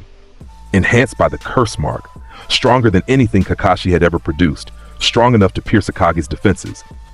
He launched from Madara's head straight at Naruto, moving at blinding speed, the attack aimed at the center of the blonde's chest. Naruto watched him come. Didn't move, didn't flinch. His right arm rose from his pocket, slowly, and as it rose, it darked armament Haki coating from fingertip to shoulder in a wave of absolute black. Dark red lightning crackled across the coating, spiraling up his arm, the air around it screaming. His fist clenched. Supreme King Haki and armament combined into something visible, the black arm wreathed in red lightning, the air itself shattering around it. Sasuke's cursed Chidori met Naruto's Haki-coated fist. The Valley of the End broke. The waterfall split in half. The water reversed direction for 3 full seconds. Both statues cracked. Hashirama's face split vertically, Madara's nose sheared clean off. A pillar of force erupted upward from the point of impact, visible from 20 miles away. A column of pure pressure that punched through the clouds and left a hole in the sky. And the Chidori, Sasuke's absolute strongest attack, enhanced by every dark power available to him, every ounce of his Uchiha genius and curse mark amplification, was gone, erased. Like a candle flame meeting a hurricane. Sasuke's transformed arm, the one that had been holding the Chidori, snapped. 3 places. The sound was wet and absolute. His body followed the arm, launched backward by the residual force, tumbling through the air, wings crumpling, curse mark receding as his body couldn't maintain the transformation under that damage. He hit Madara's statue chest first and cratered the stone, fell forward, hit the water, sank, came back up gasping, one arm useless, curse mark retreating back to its origin point on his neck, Sharingan flickering on and off as his chakra system screamed. Naruto was already there, standing on the water like it was solid ground. He reached down and grabbed Sasuke by the throat, not to choke, just to lift. Pulled the Uchiha up out of the water until they were face to face. Sasuke's eyes, red Sharingan still spinning, pain and shock and something broken behind them, met Naruto's blue. Friendship, Naruto said. Don't get confused, Sasuke. That's what soft people beg with. I don't beg. His grip shifted from throat to collar, holding the Uchiha up like a puppet. You're my subordinate, my sword. You have been since the day I decided your eyes and your anger were worth my time. Nobody leaves my crew without my permission, and you, he leaned in close, don't have permission. Sasuke's good hand came up, grabbed Naruto's wrist, weak, trembling. His mouth worked, trying to form words, defiance, rage, the Uchiha pride that demanded he spit in the face of anyone who tried to own him. But his body remembered. The Chidori, gone. The curse mark, useless. Everything Orochimaru promised, power, strength, the tools to kill Itachi, and all of it erased by one punch from a boy who hadn't even needed to use both hands. How? Sasuke coughed water, blood. His broken arm hung limp. How are you so strong? You're the same age as me. We sat in the same classroom. How? Because I'm not limited by the same things you are, Naruto said. You chain yourself to one goal, killing one man, and that chain decides how far you can reach. My goal has no ceiling. I'm going to be king of the world. There's no limit to how strong I need to be for that. So there's no limit to how strong I am. He set Sasuke down on the water's surface, gently, almost. Stood over him as the Uchiha sat there, broken and soaking, surrounded by the ruins of the valley. I'm going to tell you something, and you're going to listen because you can't run and you can't fight, Naruto said. Itachi Uchiha is strong, stronger than Orochimaru, stronger than most people in this world, but he's not stronger than me. I broke his Tsukuyomi 3 weeks ago. I put his partner through a wall. He ran from me, Sasuke. Your big scary brother ran. Sasuke's eyes went wide. The Sharingan stopped spinning. His whole body went still. I will give you the power to face Itachi, Naruto continued. I will train you personally. I will push you until your Sharingan evolves into something that actually scares me. And when the day comes, when you're ready, I'll put you in front of him and you'll have your kill. But it happens on my timeline, under my flag, as my crew member. He extended his hand, palm open. No haki, no pressure, just an offer. I am Naruto Uzumaki. I carry the will of D. I am going to tear down the entire order of this world and rebuild it with my people at the top. You can be one of those people, Sasuke. A king under me, the strongest sword and the strongest crew that ever existed. The grin, warm this time, possessive, the way Xebec had looked at the monsters he'd gathered on God Valley. Or you can keep chasing a snake who wants to steal your skin. Your call. The waterfall roared. The broken statues watched. The hole in the clouds above slowly closed as the pressure faded. Sasuke Uchiha, last of his clan, avenger, rival, prideful genius, looked at the hand, looked at the boy behind it, felt the echoes of that impact still ringing in his broken arm. Thought about Orochimaru, a man Naruto had beaten twice without breaking a sweat. Thought about Itachi, a man Naruto claimed to have broken. Thought about what it would mean to follow someone, to serve, to be a sword instead of a king. And then thought, what if the person you're serving is going to give you everything you want anyway? His good hand reached up, took Naruto's. If you're lying, Sasuke said, if you can't deliver what you're promising, then you can try to kill me. Naruto pulled him up, but you'll fail, because I don't lie and I don't lose. He slung Sasuke's good arm over his shoulder and started walking back toward Konoha. The Valley of the End, ruined, cracked, reshapen, disappeared behind them. They returned at dawn. The retrieval team was already back, battered, bleeding, but alive. All 4 of them, Choji in critical care but stabilized, Neji stitched and standing, Kiba unconscious but grinning. Shikamaru with his arm in a sling, staring at the sky and muttering about how everything was too troublesome. Naruto walked through the village gates with Sasuke draped over his shoulder, the Uchiha unconscious, his broken arm splinted with a torn piece of Naruto's jacket. He carried him to the hospital himself, set him on a bed, stood over him. Get him fixed, he told Tsunade, who was already there, already healing, her green chakra flowing like she'd been waiting for this. Everything, the arm, the curse mark. He paused. Leave the Sharingan alone. I have plans for those eyes. Tsunade looked at him, looked at the boy he'd brought back, at the confidence in his voice, the certainty, the way he spoke about the last Uchiha like a tool he was maintaining rather than a friend he was saving. You're something else, kid, she said. I know. Laki turned and walked out. Night fell on Konoha. The village was buzzing, word of the retrieval, the battle at the Valley of the End, the impossible pressure that had been visible from the village walls. Naruto sat on the Hokage monument, legs dangling off the 4th Hokage's stone head, looking down at the village that glittered below him, on Minato's head, his father's head. A man he'd never met, whose legacy he'd outgrown before he hit puberty. Footsteps behind him. He didn't turn. He already knew who was coming, Neji, moving smoothly despite his injuries. He stood behind Naruto and waited. Report, Naruto said. Kidomaru is dead. The others are in custody or confirmed killed. Our team sustained injuries but no casualties. Your orders were followed. Good. Naruto still didn't turn. And you? 3 cracked ribs, 14 puncture wounds, none critical. A pause. Captain, the word came out easier each time Neji said it. Gaara has sent word through the clone network. Suna's council is weakened after the failed invasion. He's positioning himself for the Kazekage selection. Naruto smiled. Perfect. And Zabuza? Zabuza and Haku report increased Akatsuki movement near the border countries. Multiple Jinchuriki targets confirmed. Let them move. We'll deal with them when the time comes. He finally turned. His blue eyes caught the moonlight and seemed to glow. Neji, you fought well today. I felt it. Your haki is growing. That thing I showed you, the observation technique, you used it against the spider, didn't you?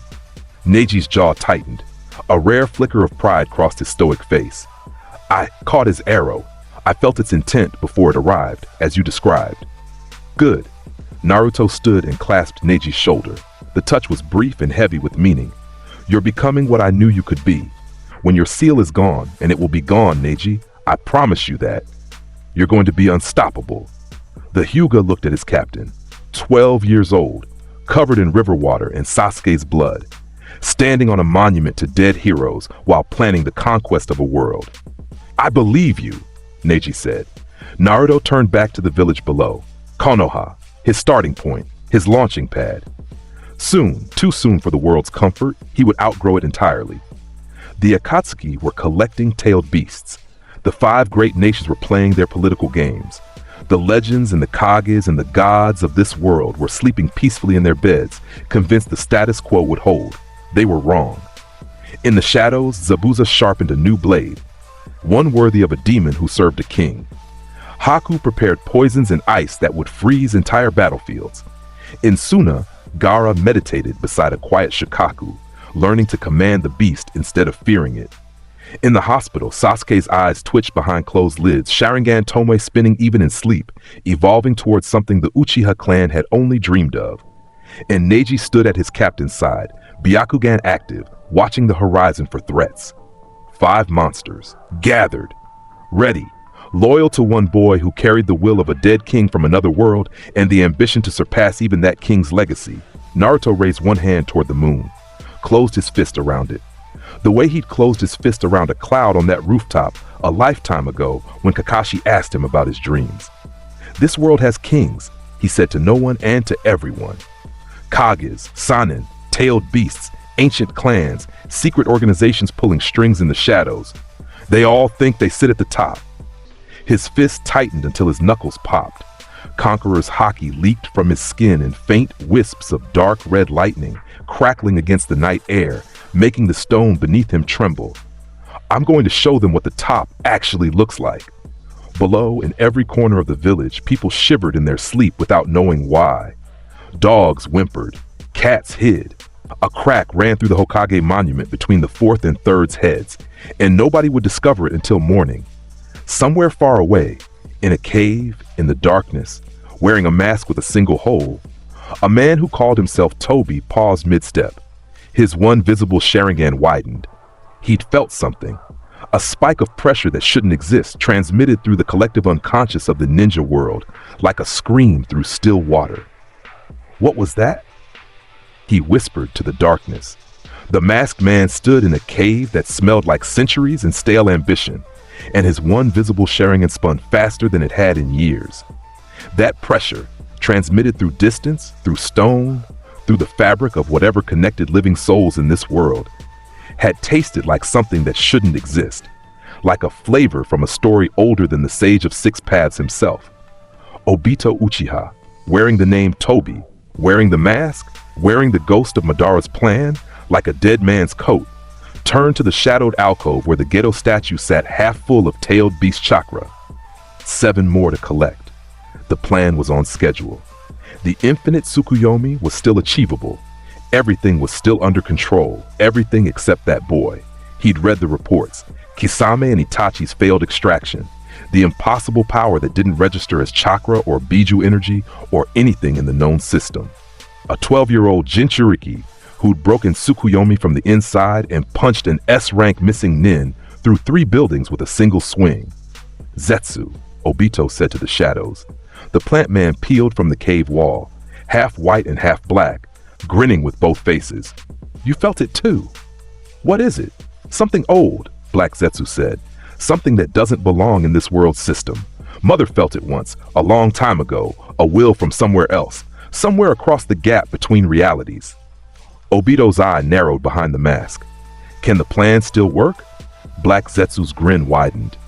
Everything works until it meets something stronger, and nothing in this world has ever been stronger than the 10 tails. Obito nodded.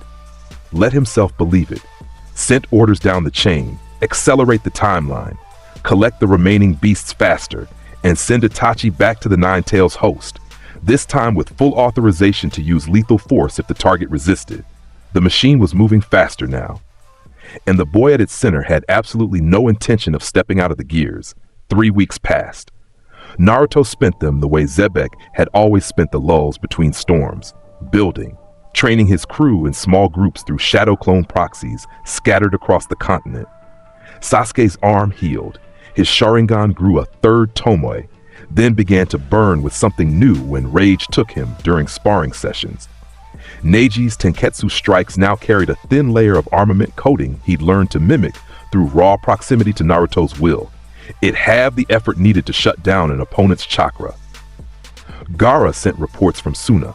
The council was fractured, his bid for Kazekage gaining ground, and in the shadows of a seaside town 3 countries away, Zabuza ran a blade through a bandit lord who'd been feeding information to Akatsuki, and Haku froze the man's entire compound solid to cover their tracks. The machine was building, gears clicking into place. Then Itachi came. Dawn on a road outside Konoha. Naruto was returning from a solo training session in a mountain valley he'd leveled flat over the past week. The crater visible from a mile away, trees reduced to splinters in a perfect radius around what used to be a plateau. He walked with his jacket over one shoulder, humming, feeling the world through observation haki, the way sailors feel weather through salt air. 2 presences, approaching fast. One familiar, the cold, hollow star of Itachi Uchiha, dimmer now than 3 weeks ago, burning lower, consuming itself, dying. The man was dying and hadn't told anyone. The other presence was Kasame, vast and oceanic, his chakra so enormous it practically had its own tide. They appeared on the road ahead.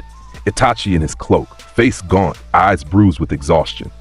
Kasame beside him, bandaged, still healing from the hotel, but carrying Samahada again, the blade reluctant and trembling against his back.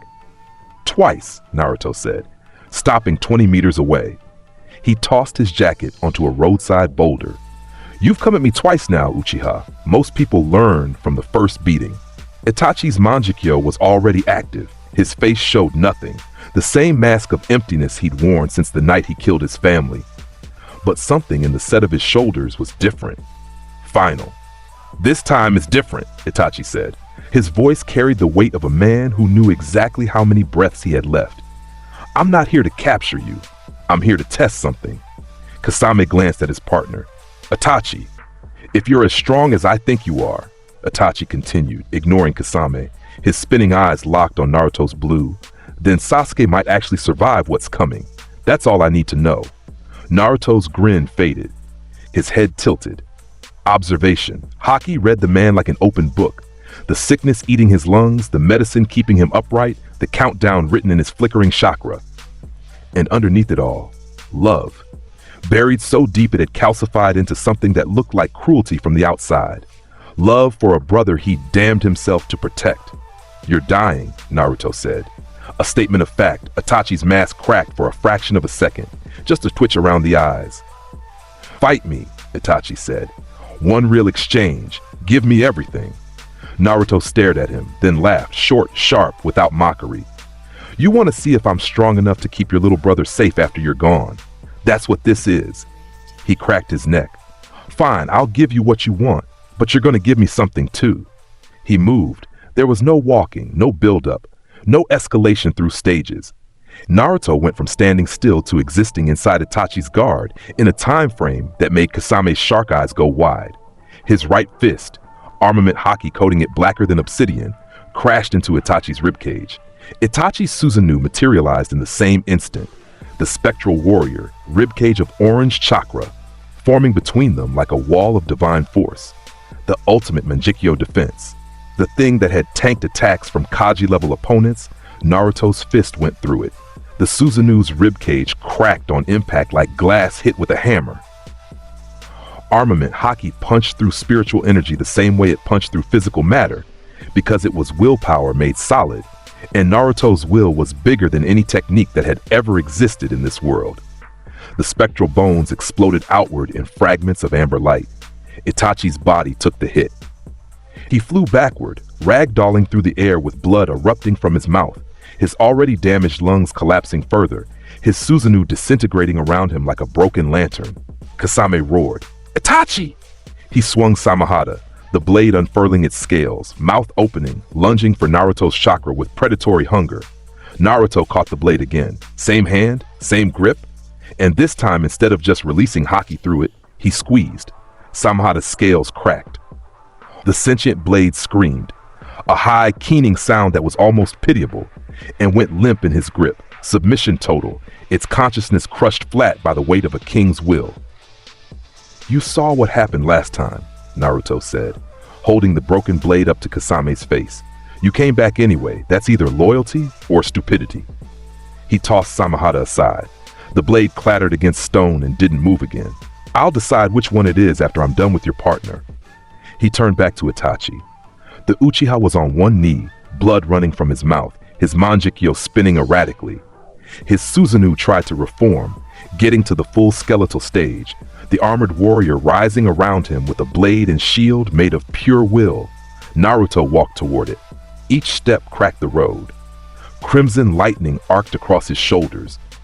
Advanced conqueror's haki bleeding from his skin, visible, crackling, painting the dawn air red and black. "Susanoo," Naruto said, "the ultimate defense of the Mangekyo Sharingan, a guardian deity wrapped around its user, supposed to be invincible." He raised one hand and coated it, past black, past the normal shine of armament, into something denser. The air around his fist warped like heat haze. "Let me tell you something about gods, Itachi. In my last life, I fought men who could crack the sky in half. Men whose fists split the ocean. One man, the strongest marine who ever lived, hit me so hard the island we stood on broke into 12 pieces." His grin returned. "And I died on that island. But I died standing, and the god they sent to kill me needed help from another god to do it." He pulled his fist back. "Your little ghost warrior here is alone." He punched Susanoo in the face. The impact broke the sound barrier 3 times over. The shockwave flattened every tree within half a mile. Susanoo's head, the armored helm, the spectral skull, caved inward like tin foil. The entire construct buckled, folded, and then exploded outward in a supernova of amber chakra that lit the morning sky brighter than the actual sun. Inside the blast radius, Itachi lay on his back. Susanoo gone, Manchio fading, blood pooling around him. His hand pressed against his chest where his lungs were failing, where the disease had already won, where Naruto's fist had just accelerated the clock from months to minutes. Naruto stood over him, looked down. The crimson lightning faded from his skin, and then he did something that surprised Kasame, who was watching from his knees 15 meters away where the shockwave had dumped him. He sat down, cross-legged, right next to Itachi, like they were about to share a meal. "Talk," Naruto said. "The truth this time. About Sasuke, about the massacre, about what the village made you do." Itachi's dying eyes, reverting from Manjikyo to base Sharingan to plain onyx as his chakra drained, focused on the boy above him. A breath rattled in his ruined chest. "How long have you known?" "Since the hotel." Naruto's voice carried something that wasn't softness. He didn't do softness, but was something adjacent. Recognition, maybe? One monster acknowledging another's suffering. "Your killing intent when you came for me was wrong. A man who'd massacred his clan for power wouldn't have that hollowness behind his eyes. You killed them because someone told you to. Because the alternative was civil war." Itachi coughed. Red mist sprayed into the air, his eyes closed. "Danzo," he whispered. "Danzo Shimura and the council elders. They ordered it. The Uchiha were planning a coup. I chose the village over my family." A sound that might have been a laugh if his lungs still worked. "I chose wrong." "You chose what a servant chooses," Naruto said. "You put a village above your own blood because men in chairs told you it was noble." He leaned forward. "That's the problem with this world, Itachi. The systems eat the strongest people alive and call it sacrifice. They ate you. They'll eat Sasuke if I let them. His jaw tightened. I won't. Itachi's hand found Naruto's wrist. His grip had nothing left, weaker than a child's, but the gesture said everything. Protect him, Itachi breathed. That's all I ever wanted. Someone strong enough that Sasuke could live without the weight. He's already mine, Naruto said. He'll know the truth. He'll hate the people who deserve it instead of the brother who loved him. And when his eyes evolve, because they will, he'll use them under my flag, the way they were always meant to be used. He looked at Itachi's face. The lines of exhaustion, the years of poison, the slow collapse of a body that had been dying since it was 13. You were the strongest person in this village for a decade, Itachi. Stronger than the Hokage, stronger than the Sannin, stronger than every piece of trash that gave you orders. And you spent all of it serving people who weren't worth your shadow. Itachi's lips moved, almost a smile, the closest he'd come in years. In another life, he whispered, I would have wanted to see your world. His hand fell from Naruto's wrist. His eyes stayed open, onyx, human, at peace, and didn't blink again. Naruto stayed seated for 10 seconds. Then he closed Itachi's eyes with 2 fingers, stood, turned to Kasame. The shark man was still on his knees. Samahata lay broken beside him. His face was unreadable, something between grief and confusion and the dawning horror of a man who just lost the only partner he'd ever respected. Your turn, Naruto said. But I'm going to give you a choice instead of a beating, because your partner earned you that much. He walked toward Kasame. You've been in Akatsuki for years. You've seen behind the curtain. You know what the masked man is planning. The tailed beasts, the statue, the grand delusion of putting the world to sleep. Kasame's teeth bared. How do you? I feel things. I know things. It's what I do. Naruto stopped in front of him. Here's your choice. You can keep serving a dead man's dream, collecting beasts for a plan that's going to fail because I'm going to break it with my bare hands. Or you can serve something alive. He didn't extend a hand this time. He just stood there, a 13-year-old boy who just cracked Susanoo open like an egg, radiating a pressure that made the former swordsman of the mist feel like he was drowning on dry land. Zabuza already chose, your old colleague. He's been mine for months. Ask him what it feels like to have a captain worth killing for. Kasame looked at Itachi's body, at the broken road, at the crater where Susanoo used to be, at this child who spoke like an emperor and hit like the end of the world. Itachi was the only person in that organization I respected, Kisame said. His voice was raw. The rest of them, Obito, Zetsu, Pain, they're all chasing a fantasy. I knew it. Itachi knew it. His shark teeth ground together, but following a brat. Zabuza said the same thing. Naruto's grin returned. He stopped saying it about a week in. You'll stop faster. You're smarter than him. Kisame barked a laugh, bitter and broken and real. He looked at the boy, at the king standing in the ruins of a fight that should have been impossible, and something in his chest recognized the same thing Zabuza had recognized on that bridge in Wave, a master worth dying for. Fine, Kasame said, but I want a real fight eventually. A real one, where you actually have to try. Earn it, Naruto said, and you'll get it. 6 monsters now, 7, counting Sai, and that came next. The truth about the Uchiha massacre traveled fast. Naruto made sure of it. He told Sasuke first, sat across from the Uchiha in a training ground, watched the boy's face cycle through horror and rage and grief, and something that looked like his soul rearranging itself at the molecular level. And then he told Tsunade, gave her Itachi's last words, gave her the name, Danzo Shimura, Root, the shadow organization that operated beneath Konoha's official Anbu, 67 operatives trained since childhood, to have their emotions removed, their wills broken, their bodies turned into tools for one man's paranoid vision of control. Danzo himself, a man who'd stolen Sharingan from the dead Uchiha, who'd implanted them in his arm beneath bandages, who'd played politics with human lives for 40 years. Naruto didn't plan a covert operation. He didn't scheme or plot or maneuver through channels. He walked into Root's underground headquarters at noon on a Thursday. The door was hidden behind a waterfall in Training Ground 6. Root agents, masked, emotionless, blade ready, detected his approach through pressure sensors in the stone. 12 of them converged on the entrance. The best of Konoha's shadow soldiers, trained to kill without hesitation or mercy, Naruto walked through the waterfall.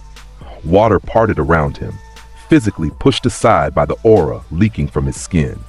He stood in the torch-lit corridor, dripping, grinning, and released Conqueror's Haki in a wave. 12 root agents hit the ground like puppets with severed strings. Eyes rolled back, bodies limp. The seals on their tongues, meant to prevent them from speaking about root, cracked and burned away under the pressure of a will strong enough to override even the most binding techniques. He kept walking. More agents came. In pairs, in squads, dropping from hidden panels and erupting from false walls. Some had swords, some had jutsu already forming in their hands. One, a specialist with wind blades that could cut steel, actually managed to swing before the Haki hit him. The blade touched Naruto's armament-coated shoulder and snapped in half.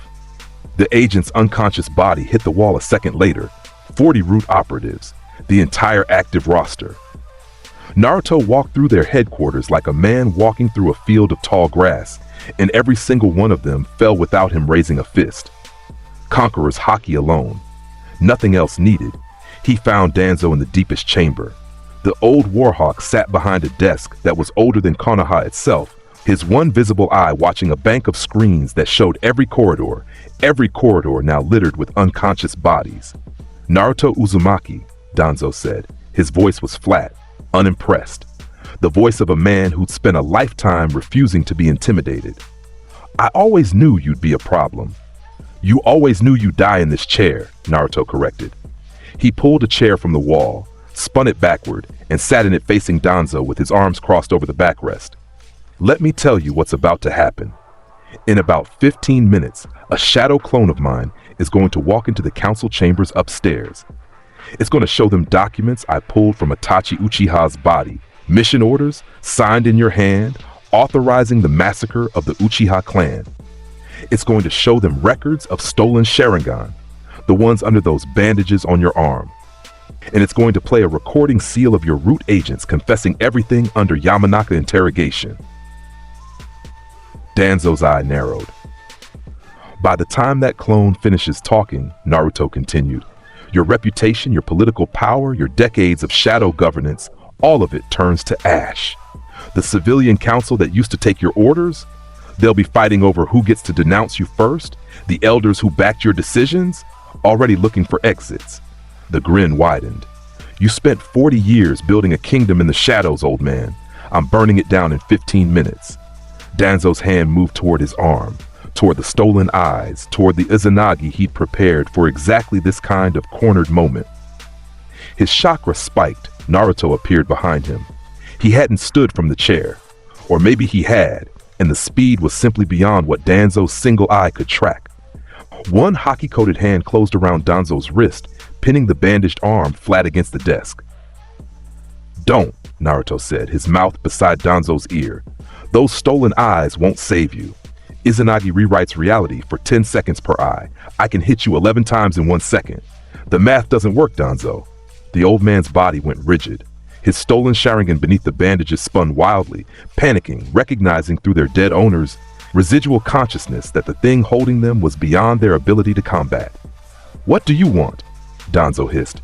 I want you finished. Gone. Your organization, your influence, your name, erased from this village's future. Naruto's grip tightened. Bones creaked. But I'm going to let you live. Because dying makes you a martyr, and living makes you nothing. You'll walk out of this village in chains, stripped of rank, stripped of eyes, stripped of everything you stole, and you'll spend whatever miserable years you have left knowing that a 13-year-old boy dismantled your life's work between breakfast and lunch. He released Danzo's wrist and stepped back. Guards. Naruto's voice carried through the base, and from the corridors, 2 figures emerged. Neji, Byakugan blazing, having walked in behind Naruto through the cleared base, and Sasuke, Sharingan spinning with 3 Tomoe and something new, a hunger aimed at the bandaged arm with its stolen family heirlooms. Those eyes belong to my clan, Sasuke said. His voice shook with something that went deeper than anger. Naruto glanced at him. Take them. They're yours by blood. Danzo looked at the 3 of them, a king and 2 of his monsters, and for the first time in decades, the Warhawk's composure broke. his face contorted, his teeth ground together, and then, slowly, horribly, it relaxed into something like defeat. "You're worse than Hiruzen," Danzo whispered. "At least the third had the decency to rule through softness." "You? I don't rule through anything yet," Naruto said. "When I do, you'll know. Everyone will know." He turned his back, the ultimate disrespect, and walked out. "Neji, Sasuke, handle the rest. I want him in custody before my clone finishes talking upstairs." They handled it. The stolen eyes were removed, Tsunade overseeing the operation, her face tight with fury at what she found stitched into the old man's arm. Danzo was marched through the village in chains the next morning, and the civilians who had once listened to his whispered guidance about the demon boy watched in silence as the Warhawk fell. Among the unconscious Root agents was one who woke up different from the rest. A pale boy with ink-stained fingers and a smile so empty it barely qualified as facial movement. Sai had been Root's most talented operative, an artist whose brush brought monsters to life, whose emotional conditioning had been so thorough he couldn't remember what feeling things was like. He found Naruto outside the council building, eating dango on a bench, legs crossed, watching the political fallout unfold with visible entertainment. "You broke my seal," Sai said, standing in front of him. His tongue moved freely. The cursed mark that had bound his speech was gone, burned away by the conqueror's haki that had knocked him unconscious in the corridor. "I can talk about Root now, about everything." Naruto bit into a dango. And I don't know what to do." The admission came out flat, emotionless. But Sai's hands, ink-stained trembling, told a different story. "Everything I was built for Danzo. Every mission, every skill, every relationship was fake. Now he's gone and I'm useful," Naruto said. He stood, looked at Sai the way he looked at every monster he'd claimed, with possession already settled behind his eyes. "Your ink creatures, your assassination skills, your ability to disappear, all useful to me." He tossed the dango stick into a trash bin 10 meters away without looking. "You spent your whole life being a tool for a coward. I'm offering you the chance to be a weapon for a king. The difference is, weapons have purpose. Tools just get used." Sai stared at him.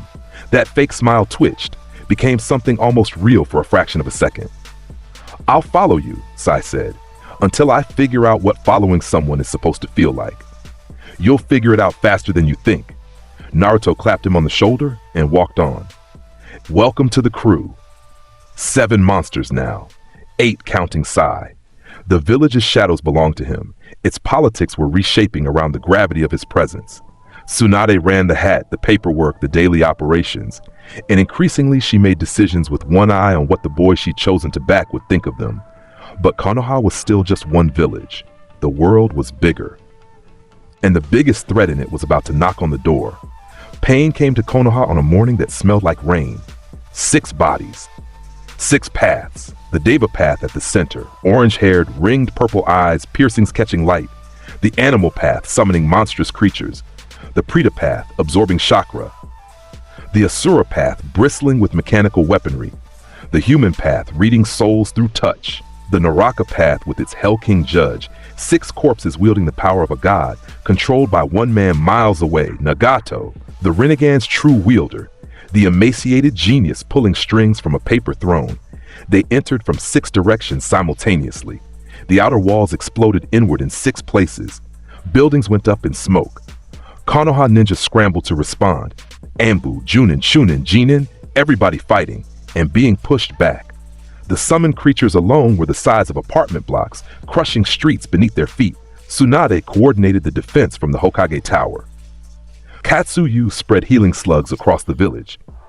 Kakashi fought the Deva path and lasted 4 minutes before Shinra Tensei, the gravity repulsion, sent him through a building. And then the Deva path rose above the village, floated, arms spread wide, ringed eyes looking down at Konoha like it was an ant farm. "No pain," the body said, and it pushed. Shinra Tensei. The gravity blast was village scale. Everything within a half-mile radius launched outward. Buildings, people, streets, earth itself, expanding into a crater that swallowed central Konoha whole. Dust erupted upward in a mushroom cloud. What had been a bustling village center became a flat, smoking wasteland in under 2 seconds. Silence, then screaming. then dust settling over a crater that shouldn't exist. The Devapath floated above the destruction, ringed eyes scanning for the target, the Nine-Tails host, the reason Akatsuki had come. Every other target, the people, the buildings, the legacy, was just leverage. Where is the Nine-Tails Jinchuriki? The path's voice carried over the ruins. From the smoke, from the crater's edge, from the settling dust, a figure walked forward. Unhurried, untouched. The blast that had erased a village center had rolled over him and found something it couldn't move. Something so heavy in its presence, so absolute in its refusal to be displaced, that even a god's gravity was irrelevant. Naruto stepped out of the smoke with his hands at his sides, jacket gone, black shirt torn at the shoulder, and crimson lightning already crackling across his skin in spiraling patterns. His observation Haki painted all 6 paths in perfect clarity, their positions, their capabilities, the chakra receivers connecting them to a man hidden miles away. "You destroyed my village," Naruto said. His voice was conversational, almost pleasant. "That's interesting. Most people come here trying to take things from me. You're the first one who thought flattening everything would be a good opening move." The Devapath turned its ringed eyes toward him. "The Nine-Tails, you will come with us, or more will die." Adorable. Naruto raised one hand and pointed at the Devapath, then moved his finger, pointing at each remaining path in sequence, one by one. The animal path, the Preta path, the Asura path, the human path, the Naraka path. He counted them off like items on a list.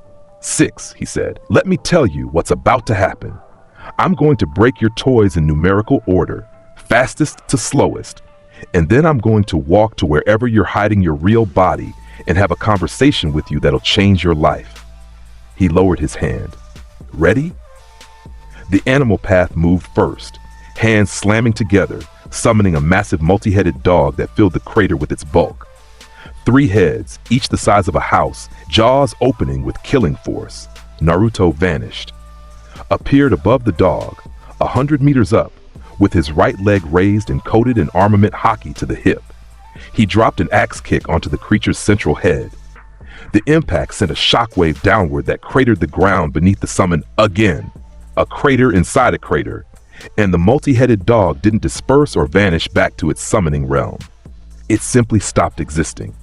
The spiritual pressure of the kick overwrote the summoning contract entirely, erasing the creature from this plane with nothing left to recall. The animal path's eyes widened. It tried another summoning, hands together, seal forming. Naruto landed beside it, one Haki-coated backhand. The path's head separated from its neck with the sound of something beyond physics. Body crumpled, one down. The Asura path opened its chest, panels revealing missiles, chakra-powered heat-seeking, and launched every weapon at once, 26 projectiles. Simultaneously, the Preta path surged forward with both hands extended, ready to absorb any energy attack Naruto might throw. He threw nothing. He walked into the missile barrage. Each projectile hit his armament-coated body and detonated. Explosions wrapping around him, fire and shrapnel engulfing his position. The Preta path had nothing to absorb. The Asura path fired more. When the smoke cleared, Naruto stood in the same position, arms at his sides, coat of Haki intact, scorch marks on the ground around him, none on his body. "Toys," he said. He appeared in front of the Asura path, grabbed its mechanical arm, tore it off the body like pulling a branch from a tree, and used it to club the path across the crater into the far wall. The body embedded in stone and stopped moving. 2 down. The Preta path lunged, getting within grabbing distance, because its ability was to absorb energy on contact. If it could touch Naruto's Haki, drain it, strip the armor, its hands closed on Naruto's forearms. The absorption technique activated, and the Preta path's body immediately began to crack because Conqueror's Haki was will. Pure will. It didn't flow like chakra through pathways that could be drained. It was a thing you either had or didn't, a pressure that existed because the soul behind it refused to be lesser than anything in existence. The Preta path tried to absorb a soul's conviction, and its body rejected the input like a cup trying to hold an ocean. The path's arms exploded at the elbows. Its chest split. It fell in pieces. 3 down. The human path came from behind, fast, reaching for Naruto's head, because a single touch would rip his soul from his body. The ultimate assassination technique of the Rinnegan, Naruto felt it coming through observation Haki. Ducked the hand, grabbed the wrist, looked into the ringed eyes from 6 inches away. "You're trying to pull my soul?" He grinned, and his grin was the worst thing the soul-ripping path had ever processed through its dead man's eyes. "You couldn't lift my soul, puppet. It's the heaviest thing in this world." He headbutted the path, armament Haki coating his forehead. The skull caved inward and the body ragdolled into the rubble. 4 down. The Naraka path, the one that could repair the others through its Hell King summon, tried to call forth its creature. The ground split. A massive face began to emerge from the earth, mouth opening, tongue extending to judge and repair. Naruto released a focused pulse of Conqueror's Haki aimed at the emerging summon. The Hell King, an entity that judged souls, that existed in a space between life and death, met the spiritual pressure of a king who'd already died and come back and found the afterlife boring. The summon's eyes went wide, its mouth closed. It retreated back into the ground so fast the earth sealed behind it. The king of hell itself refusing to operate in the presence of something it couldn't judge. Naruto punched the Naraka path through the chest. 5 down, 1 left. The Diva path, the strongest body, the one with Shinra Tensei and Bansho Tenin, gravitational repulsion and attraction. The core of Pain's combat ability, it floated above the crater, ringed eyes analyzing everything that had just happened in under 60 seconds. 5 of its bodies destroyed. Its strongest summon dismissed. The target standing below with his hands loose at his sides, crimson lightning crawling across his frame, head tilted up, eyes bright with something that burned hotter than ambition. Shinra Tensei. Maximum power. Point-blank range. The same force that had cratered the village center, compressed and aimed at a single target, enough gravitational force to flatten a mountain. Naruto raised both hands, armament Haki coating both palms. The gravity wave hit him like a wall of transparent force, and stopped. His feet cratered the ground. His muscles strained against something that would have launched anyone else into the stratosphere. The air between his palms and the gravity wave screamed with competing forces. And then he pushed back, 1 step forward into the Shinra Tensei, against a god's repulsion. His Haki-coated hands pressing against gravity itself, pushing, advancing, his will simply heavier than the force trying to move him. The ground beneath his feet shattered with each step. The crater deepened. The air split with sound waves that shouldn't exist. He reached the Deva path in 4 steps. Grabbed it by the face. The Shinra Tensei cut off. The path couldn't maintain the technique while a hand coated in that impossible black substance was crushing its skull. "Tell your master," Naruto said, holding the path up like a microphone, knowing Nagato could hear through its ears, "I'm coming to talk, and I'm going to make him an offer he's too smart to refuse." He squeezed. The head cracked. The body went limp. 6 down. Konoha was in ruins, but its people were alive. Tsunade's Katsuyu had shielded the population during the initial blast. And now they were crawling from the rubble, looking at the crater where their village used to be, and looking at the boy standing in its center, surrounded by 6 destroyed bodies and a sky full of crimson lightning. Nobody spoke. What was there to say? The people who'd spent 12 years calling him a demon just watched a god's power break against him like water against stone. Naruto felt outward with observation Haki. The connection between the paths, the chakra receivers, traced back like threads to a point in the hills outside the village. He followed them, left the crater at a speed that left only a sonic boom behind. Covering miles in seconds, he found the tower of paper in a valley filled with dead trees. Inside, Nagato, the real one, a withered man in a walking machine, his body emaciated, his red hair dull, his Rinnegan the only vibrant thing about him, plugged into a metal frame that kept him alive and amplified his control. Beside him, Konan, blue-haired, paper-winged, beautiful in the way weapons are beautiful. Her amber eyes tracked Naruto as he walked through the paper door without breaking stride, her paper sheets rising around her in defensive wings. "You beat all 6, Nagato said. His voice was a ruin, hoarse, strained, filtered through a body that had consumed itself. In less than 2 minutes. Closer to 90 seconds. Naruto walked past Konan without looking at her, a display of confidence that was also a statement of fact. She wasn't a threat to him. He sat on a paper pillar across from Nagato's machine and crossed his legs. Your eyes are incredible, Nagato. The ability over life, death, and gravity. God tier in this world's ranking system. He tilted his head. And you're wasting them on a dead man's ideology. Nagato's ringed eyes tightened. You know nothing of Jiraiya's students, 3 orphans from the rain. 1 died young, Yahiko. The other 2 built an organization around his dream and then warped it beyond recognition when the pain got too heavy. Naruto's voice was even. You wanted peace through fear. Make the world feel enough pain and it'll stop fighting. That's the theory. He uncrossed his legs and leaned forward. It's garbage. You dare? Fear without structure is just terror. And terror fades the second the terrifying thing is gone. Naruto stood. You'll die in that machine inside a year, maybe 2. And the second your Rinnegan closed for the last time, every nation you terrorized will go right back to what they were doing before. Your pain accomplished nothing lasting. Nagato's face contorted. His skeletal hands gripped the machine's armrests. Konan stepped forward, paper shuriken forming between her fingers. But, Naruto said, and the word stopped Konan mid-step. You're not wrong about the world being broken. It is. Villages use children as weapons. Countries treat ninja as disposable tools.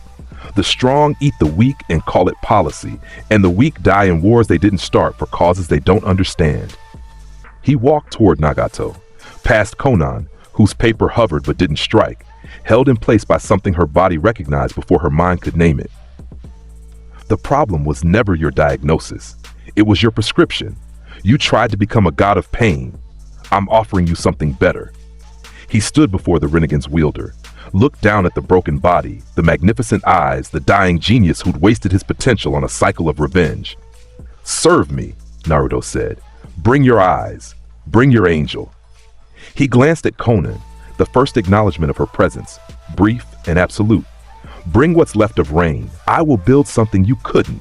A world where pain has a point, where strength has a structure above it, where someone actually sits on the throne instead of just bombing the castle from outside.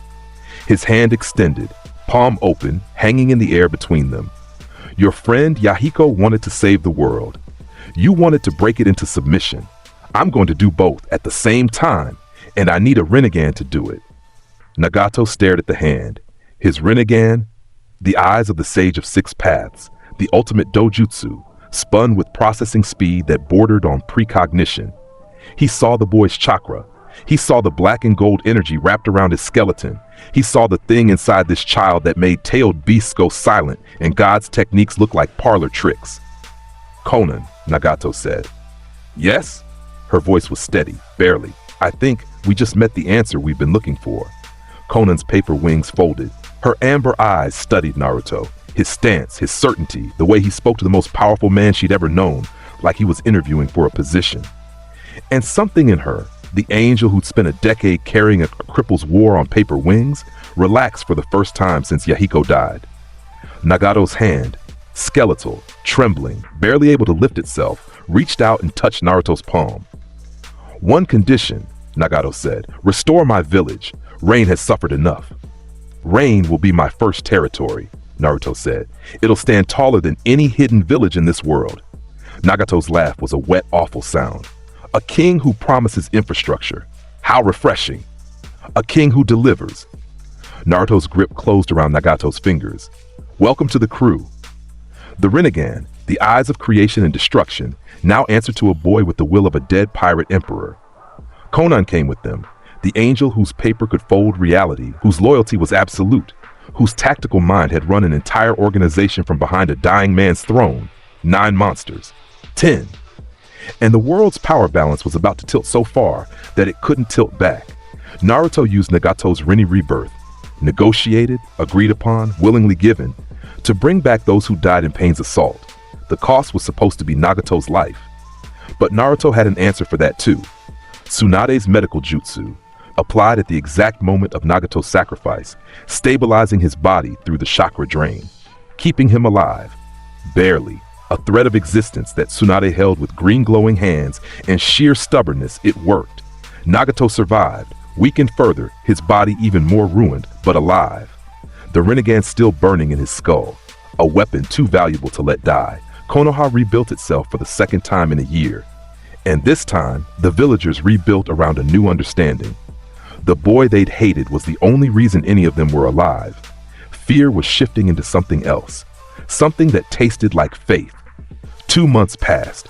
The crew operated across the continent, shadow clones maintaining contact, intelligence flowing, pieces moving on a board only Naruto could see the full shape of. Gaara's Kazekage campaign reached its final stage in Suna. The problem wasn't votes or politics. The problem was Sasori of the Red Sand, the puppet master, a member of Akatsuki who defected from Suna decades ago, had returned to his home village with a specific purpose: ensure the next Kazekage was someone Akatsuki could control. When Gaara's name rose to the top of the selection process, Sasori moved to eliminate him. Naruto felt it through the clone network, a spike of killing intent in Suna's direction. Gaara's presence suddenly under pressure from something ancient and patient and made of poison. He crossed 3 countries in under an hour. Pure speed. Armament. Haki coating his legs, each leap covering miles, the air screaming in his wake like it was being torn apart. He landed in Suna's main avenue at sunset. The streets were empty, civilians evacuated, sensing the violence in the air. At the avenue's end, Gaara, his sand forming a dome around himself and 2 council members, while 100 puppets assaulted the barrier from all sides. Each puppet was a masterwork, human-shaped, armed with poisoned blades and hidden weapons, moving with the eerie grace of a genius puppeteer's will. And above them, on a rooftop, Sasori stood in his true form. The boy's body he'd converted himself into decades ago, ageless, wooden, beautiful in the way death masks are beautiful. His chest plate open, revealing the only living part of him, a core capsule marked with a seal, the last piece of human tissue that kept his consciousness anchored. Gaara of the desert, Sasori said, his voice carrying the bored tone of an artist addressing a canvas that disappointed him. You could have been useful. Now you'll just be art. His fingers twitched. 100 puppets surged in perfect synchronization, and Naruto landed between them and Gaara's sand dome. The impact of his landing cracked the street in a 20-meter radius. Every puppet within 10 meters went flying, launched outward by the pure displaced air of his arrival. Sasori's wooden face showed the first expression it had worn in years: surprise. Your collection's impressive, Naruto said, straightening from his landing crouch. He looked at the remaining puppets, 80 or so, rearranging into formation, blades gleaming with purple poison. For a toy shop. Who? Sasori's eyes widened, then narrowed. Recognition, the reports from the organization, the thing that had broken Pain, killed Itachi's body, driven Orochimaru into hiding. The Nine-Tails host. Wrong title. Naruto raised both hands. Armament Haki coated them past the wrists. Crimson lightning crackled between his fingers. Try again. Sasori's hands moved, all 10 fingers controlling puppet strings that spread across the battlefield in an invisible web. 80 puppets attacked simultaneously, from every angle, armed with every poison known to the shinobi world. A wave of death that would have overwhelmed any standard Kage. Naruto released a sphere of conqueror's Haki. It wasn't targeted. It wasn't focused. It was omnidirectional, expanding outward from his body in a perfect sphere of sovereign will. The puppets hit it and stopped. Their joints froze, their mechanisms seized. Because puppets were controlled by chakra strings, and chakra strings were an extension of a user's will, and Naruto's will was heavier. The strings didn't cut, they simply stopped mattering. One by one, 80 puppets collapsed, strings going slack as Sasori's control was overwhelmed at the connection point. His will versus Naruto's, an ocean versus the moon trying to push it. 80 puppets. On the ground, in under 3 seconds. Sasori stared at his useless hands. His fingers twitched. Nothing responded. Naruto appeared on the rooftop, in front of Sasori. His right hand closed around the puppet master's wooden throat and lifted him off his feet. Here's what happens, Naruto said, face to face with the ageless S-rank criminal. Your body is fake. Your soul is anchored to that core in your chest. The only thing you fear is being forgotten, being irrelevant, because immortality without purpose is just extended boredom. He leaned closer. I'm going to give you purpose, Sasori, or I'm going to crush that core and you'll be forgotten by dinner. Sasori's wooden face worked. Something behind his artificial eyes, the human ghost still animating the shell, Process the offer, the threat, the certainty behind both. I serve nobody, Sasori hissed. I am eternal. I am art. Art is something people remember. When's the last time anyone said your name with awe instead of disgust? Naruto's grip tightened. Wood cracked around the throat. You left Suna because it was too small for you. Akatsuki was supposed to be bigger, and it disappointed you too. A bunch of broken ideologues chasing a sleeping god. His crimson lightning reflected in Sasori's wooden eyes. I'm building something that'll make people say my name for 1,000 years. Your puppets, your intelligence network, your immortal patience, all of it has a place in what I'm making, or it doesn't exist anymore. He held up the puppet body like a toy, one-handed. Pick. Sasori hung there, his core pulsed, the human piece of him warring with itself. Pride versus survival. Independence versus the first genuine offer of significance he'd received since leaving Suna. If I join, Sasori said, I work on my own terms. My art is mine. Your art serves my war, Naruto said. Everything else is yours. Acceptable. The word came out like it cost him something. Because it did, Naruto set him down. The puppet master landed on wooden feet, his eternal youth shell already reassembling the damage to its throat. He looked at the boy who just nullified his entire arsenal with presence alone and thought, this is what it feels like to meet something genuinely new. Welcome to the crew, Naruto said. Fix Gaara's council problem. This village is mine. Below, the sand dome dissolved. Gaara emerged, his sand floating around him in a protective orbit, his teal eyes finding Naruto on the rooftop above. The redhead didn't smile. He hadn't learned how to yet. But his shoulders relaxed in a way that said everything. Captain, Gaara said. Kazakaji by tomorrow, Naruto called down. Make it happen. I've got somewhere to be tonight. The somewhere was a training ground on Suna's outskirts. Moonlit dunes stretching in every direction, the air still warm from the day's sun, and waiting there, because she'd been following his path for weeks through sources she'd never admit to, was Hinata Hyuga.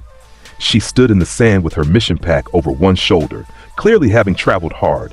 Her lavender eyes found him in the moonlight, and for once, she didn't look away, didn't hide, didn't stammer. How did you know I'd be here? Naruto asked, walking toward her. Neji told me your clone network routes. I tracked the chakra signature differences. Her voice was soft but unwavering. The Hinata of the academy, the invisible girl, the stuttering wallflower, was gone. What stood in her place was something that 3 years of watching the most audacious human alive had forged. A woman who decided that wanting something meant chasing it. You traveled across 3 countries alone to find me. He stopped a meter away. His eyes, blue, ancient, usually burning with conquest and hunger, were doing something different right now. Reading her with an intensity that had nothing to do with observation Haki. Why? Because you see everyone. Hinata's Byakugan flickered active for a moment, veins pulsing around her eyes, and then deactivated. A tell, a nervous habit she'd never broken. You see Neji, Sasuke, Gaara. You see what they could be, and you drag it out of them whether they're ready or willing. Her hands clasped in front of her, old habit, then dropped to her sides. Forced open, vulnerable. You've never looked at me that way. That's not true. The words came faster than Naruto expected them to, faster than Xebec's ghost would have preferred. They slipped out from somewhere beneath the Emperor's mask, from the part of this life that was purely Naruto, purely the boy who'd watched a shy girl watch him for years and filed her away as something to protect rather than something to use. Hinata's breath caught. I said once that everything strong in this world is mine, Naruto said, stepping closer. The gap between them became nothing, barely inches. I meant it, but you were never strong in the way I take things, Hinata. His hand rose, caught a strand of hair that the desert wind had blown across her face, moved it behind her ear. His touch lingered against her cheek, calloused, Haki hardened, capable of cracking Susanoo, and gentle enough to barely register. You were brave in a way that had nothing to do with fighting. You watched the most terrifying person in this village every day for years and never once looked away. I was scared of you, Hinata admitted. No, you weren't. You were scared of what wanting something that powerful might cost you. His forehead touched hers. The moon painted them both in silver. The boy who'd conquered a tailed beast with his bare hands stood in the desert and pressed his face against a girl's like she was the one thing in this world he couldn't just take. "That's the bravest thing anyone near me has ever done." "Naruto, mine," he said. The word had carried possession and threat every other time he'd used it. For Sasuke, a claim of ownership. For Gaara, a statement of hierarchy. For Neji, a chain disguised as liberation. But for her, right now, it was something entirely different. A promise, an anchor, an admission that the man who wanted the world had found the one piece of it he'd asked for instead of seize. If you want to be, say it, and that's what you are. Hinata's hands came up, both of them pressing flat against his chest, feeling the heartbeat beneath the skin that could deflect any jutsu in existence. Her Byakugan activated one more time, involuntary, emotional, and she saw his chakra network blazing gold, saw the Haki wrapped around his bones, saw the fox sleeping in the seal, saw everything that made this boy a monster, and pressed her lips against his anyway. The kiss lasted 7 seconds. The desert wind stopped blowing, as if the world was holding its breath for something too important to interrupt. When they separated, Naruto's grin was back, but warmer, possessive in a way that was also protective. The way a man who intends to rule everything looks at the one person he'd burn it all down to keep safe. "When this is done," he said, "when every nation answers to me and every Kage bows and the world reorganizes around what I've built, you'll be at the top of it with me. That's a promise from a king." Hinata smiled, really smiled, full and radiant, and said, "I know, I've known since we were 5. He laughed. A real laugh. The kind that Rox D. Xebec might have laughed on the deck of his ship when the seas were calm and the crew was whole and the horizon stretched out like something he could hold in both hands. They walked back to Suna together. His hand didn't leave hers the entire way. The next morning, Gaara was elected Kazekage. Unanimously. Every council member who might have objected had either been neutralized by Sasori's puppet network or convinced by the simple mathematics of the situation. The boy who just arrived in their village and ended an S-rank threat in under a minute was backing Gaara personally. You either supported Gaara or you opposed the thing standing behind him. Suna, the entire village hidden in the sand, was now crew territory. The first hidden village to fall under Naruto's shadow without a single civilian knowing it had happened. 1 down, 4 to go. The path to Kumogakure took Naruto through Lightning Country's mountain passes, each peak crackling with static from the perpetual storms that gave the land its name. He went alone, or seemingly alone. Kasame shadowed him at a mile's distance, the Shark Man having proven his loyalty through 2 months of intelligence work and 3 assassinations of Akatsuki supply contacts. Sai's ink birds provided aerial surveillance from above the cloud layer. The target wasn't a village. It was a man. Killer Bee, Jinchuriki of the 8 Tails, brother of the 4th Raikage, rapper of terrible rhymes, and the only known perfect Jinchuriki alive. A man who tamed his tailed beast completely, who fought with 8 swords simultaneously, using tentacles of Biju chakra, whose power level put most Kage to shame. Naruto found him on a waterfall cliff. Training. 8 blades spinning in impossible patterns, Biju chakra tentacles controlling each one with independent force, the 8 Tails presence flooding the area with oceanic power. A man so attuned to his beast that they moved as one organism, human and monster in perfect harmony. Naruto landed on the cliff's edge. Bee's blade stopped mid-spin. 7 tentacles retracted into his body. 1 remained, a single octopus limb stretching from his shoulder, pointing at Naruto like a finger. Yo, what we got here, fool? A golden kid who thinks he's cool. Bee rapped, grinning behind his sunglasses. But beneath the performance, his body was tense. The 8 Tails Juki was screaming in his mind, that boy, that pressure. Run! Run! I'm the guy your demon is telling you to run from, Naruto said, reading the moment through observation Haki. But you're the kind of man who runs toward things that scare him. That's why I'm here. Bee's grin faltered for half a second, then returned wider. Little man talking big, but can he back it up? Or is he just a shrimp inside a teacup? Yup. Hit me, Naruto said. Everything you've got. Full 8 Tails transformation. Every sword, every tentacle. If you're still standing after I hit back, I'll tell you what I want. B's eyebrows rose above his sunglasses. Then he laughed, a full genuine belly laugh that echoed off the mountains. Juki, you hearing this? Kid wants the smoke. I'm begging you, don't. Let's go. B transformed. The 8 tails erupted from his body, massive, towering, an octopus bull hybrid that dwarfed the mountain they stood on. 8 tails lashed the sky. A roar shook the clouds apart. Biju chakra saturated the atmosphere with enough energy to level a city. Ju-bomb! The 8 tails' mouth opened. Chakra compressed into a sphere of pure destruction. Positive and negative energies balanced into something approaching a nuclear reaction, and fired. The Biju bomb streaked toward Naruto like a falling star. Mountain stone vaporized in its passing. The air itself caught fire. Naruto raised his right fist. He coated it in armament Haki, then pushed further. Advanced Conqueror's coating, wrapping the black in crackling crimson. The combination creating something that bent light around his knuckles, that made the atmosphere scream, that existed at the intersection of physical force and spiritual supremacy. He punched the Biju bomb. The collision point was somewhere beyond violence. The mountain range behind Naruto, 3 peaks, ancient in stone, ceased to exist, vaporized in the backdraft. The Biju bomb itself was split, cleaved in half by the force of one punch, each half spiraling away on either side of him and detonating in the valleys beyond in twin explosions that created 2 new lakes. The 8 tails staggered. A creature that was essentially living natural disaster, stunned by a single punch deflecting its strongest technique, Naruto didn't stop.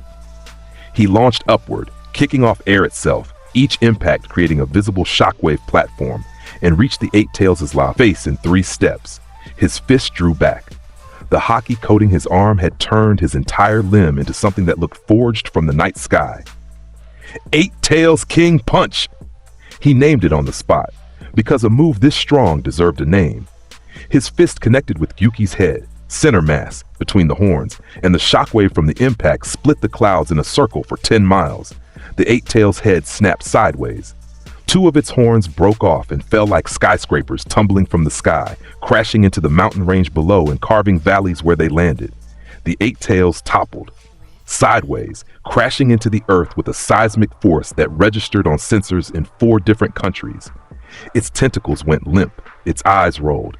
Inside the beast, inside the shared consciousness, Juki was silent for the first time in B's entire life. What is he?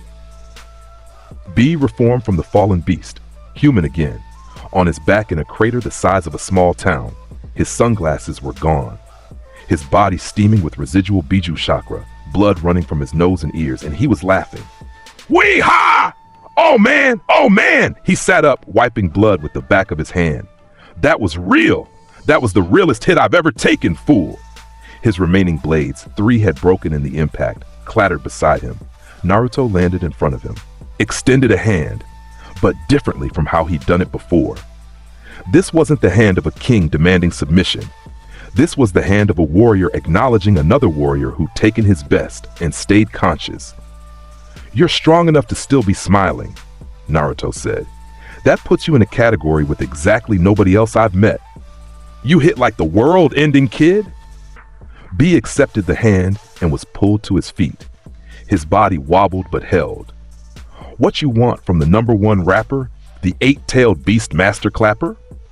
I'm building something that's going to replace every Kage system, every village boundary, every border in this world, Naruto said. I need people who aren't going to break when the fighting gets real. You just took my best punch and rapped about it. He grinned, one monster to another, equal and recognized. Walk with me. I won't call it serving, because what you are doesn't serve, but stand beside me, fight beside me. And when this world reorganizes under my banner, the 8 tails and its host will have a place at a table that matters. B looked at him. Inside, Yuki stirred, wounded, impressed, terrified, and acknowledging something it had never expected to acknowledge. He's stronger than Madara was, stronger than the sage's sons. What is the will of D? Yuki says you're crazy strong, B said, and I say, if you rap battle me once a week, I'm in. I don't rap. Then you'll learn. That's the deal, fool. Naruto stared at him, then laughed, the same real laugh from the desert. Fine, once a week, but if your rhymes are bad enough, I reserve the right to use Conqueror's Haki. Deal. B slapped his hand into Naruto's, and the pact was sealed. The Raikage's reaction was predictable. The fourth Raikage, a man whose speed matched lightning and whose fists cracked stone by existing near it, was furious. His brother had allied with an outside force, a teenage boy from Konoha. The Jinchuriki of the Nine Tails, he came personally.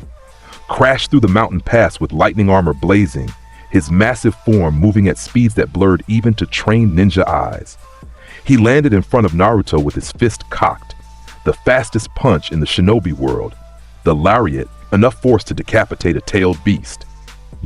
His fist stopped, 6 inches from Naruto's face. The Raikage's entire body locked in place, frozen by a wall of conqueror's Haki so dense it was visible, a sphere of distorted air surrounding Naruto like a gravity well. His eyes went wide. His lightning armor crackled and popped against the pressure, being compressed, being pushed back into his skin. His muscles, trained to superhuman levels, enhanced by lightning chakra, the strongest physical form of any living Kaji, were trembling with the effort of merely staying upright. "You must be B's brother," Naruto said, his voice carrying through the pressure like he was having a conversation over tea. "The Raikage, fourth of your line, supposed to be the fastest man alive." He looked at the frozen fist near his face. "You're quick, I'll give you that, but speed means nothing when your body won't obey you." "Release me," a growl through clenched teeth. "I'll release you when you stop trying to hit me and start listening." The Haki adjusted, easing enough for the Raikage to breathe, to move his jaw, but keeping him anchored in place. "Your brother made his choice. I didn't force him. Ask him yourself. He took my strongest hit and laughed. That makes him my equal, my ally, my crew member. If you want to fight me over it, I'll oblige. But you'll lose, and losing to a teenager will be worse for your reputation than accepting reality." A's lightning armor surged. His killing intent, massive, violent, shaped by decades of combat, crashed against Naruto's Haki and dissipated like steam hitting a furnace. "Who the hell are you?" "I'm the man who's going to replace every Kage system in this world, including yours." Naruto released the pressure, stepped back, let the Raikage stumble forward, catching himself, his pride burning worse than any injury. "You can fight that future, or you can be smart enough to recognize that when someone stronger than you offers partnership instead of war, the answer is obvious." A looked at his brother. B stood behind Naruto with his arms crossed, grinning, completely at ease. The man who'd raised B, protected B, been willing to die for B, looked at his little brother's face and saw something he'd never seen there before. Peace. Real peace. The peace of a man who'd finally found one strong enough to match him. And if that someone was this arrogant, impossible, terrifying golden-haired brat. "I won't kneel," I said. "I didn't ask you to." Naruto turned and started walking. "I asked you to be smart. That's enough for now." He walked away. B followed, rapping about thunder and kings and fists that cracked the world. The Raikage stood alone in the mountain pass, lightning armor fading, fists unclenching centimeter by centimeter, and thought about what it meant that his brother, the strongest man he'd ever known, had chosen to walk behind a child. By the time Naruto was 17, his crew was an army. Zabuza led the covert operations division, assassinations, infiltration, the blade work that happened in shadows. Haku served as his second, their ice freezing problems before they could spread. Kasame ran naval operations along the coasts, his presence alone enough to deter piracy and border incursions. Sasori commanded an intelligence network that spanned all 5 nations, his puppet bodies embedded in every major city. Sai provided communication through ink constructs, messages that flew on paper wings and dissolved after reading. Gaara ruled Suna openly. Nagato and Konan held reign, rebuilding it, strengthening it, making it into something that put the 5 great villages to shame. Killer Bee anchored Cloud's loyalty through sheer presence. Neji had evolved. His Byakugan techniques now incorporated armament Haki coding. The gentle fist powered by willpower made solid his strikes capable of shattering defenses that should have been impervious to physical assault. The branch house seal on his forehead? Gone.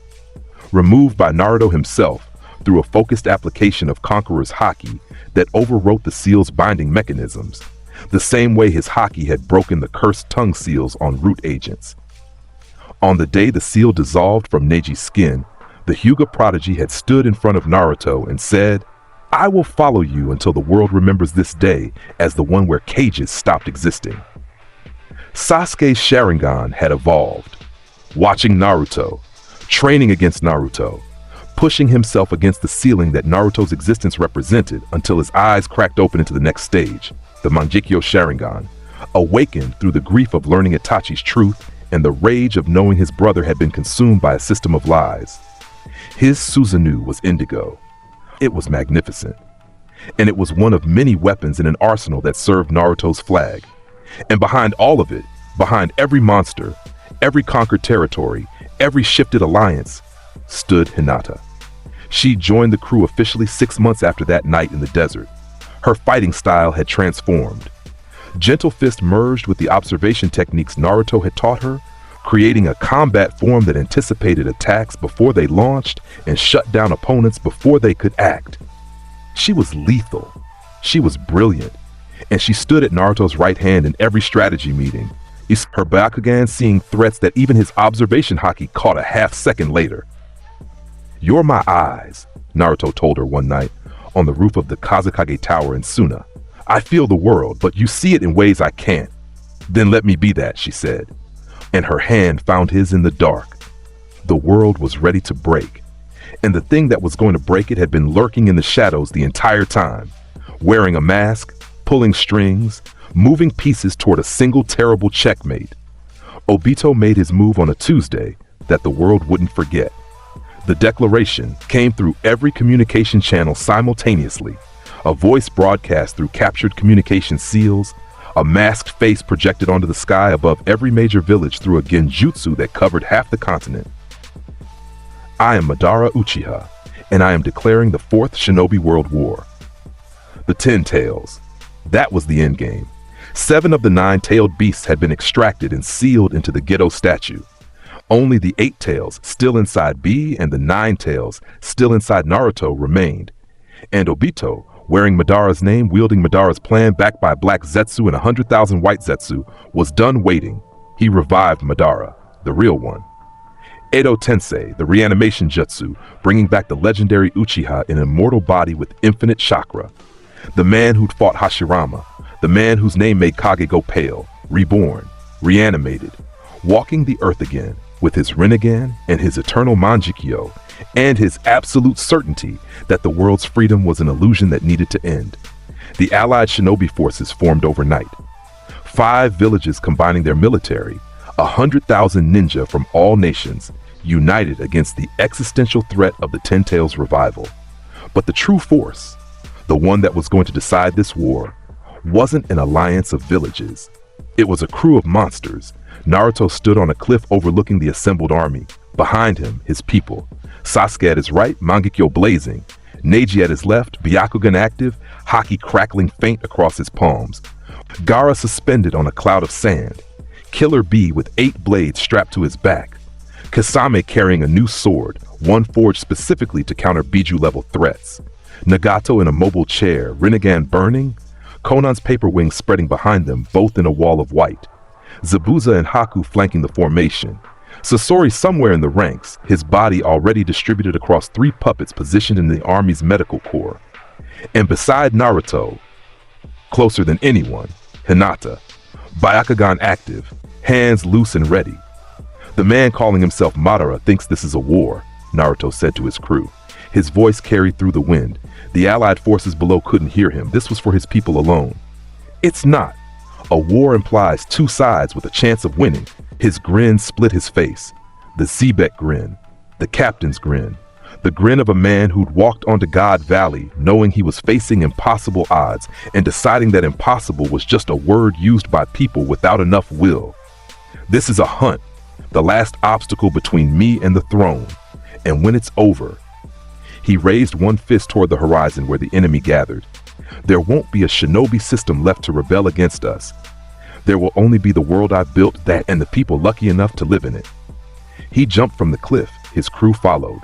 The war unfolded across 3 battlefields simultaneously. 100,000 White Zetsu, plant-human hybrids, expendable, numerous, flooding the allied lines.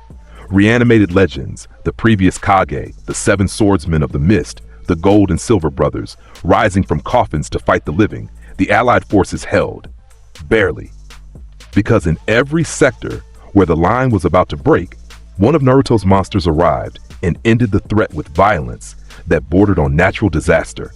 Gaara buried 3,000 Zetsu clones in a wave of sand that covered an entire valley. His control had grown beyond anything Suna's history had ever recorded, the sand responding to his will like an extension of his body. Shukaku's power channeled in harmony rather than conflict. Killer Bee took the eastern front alone.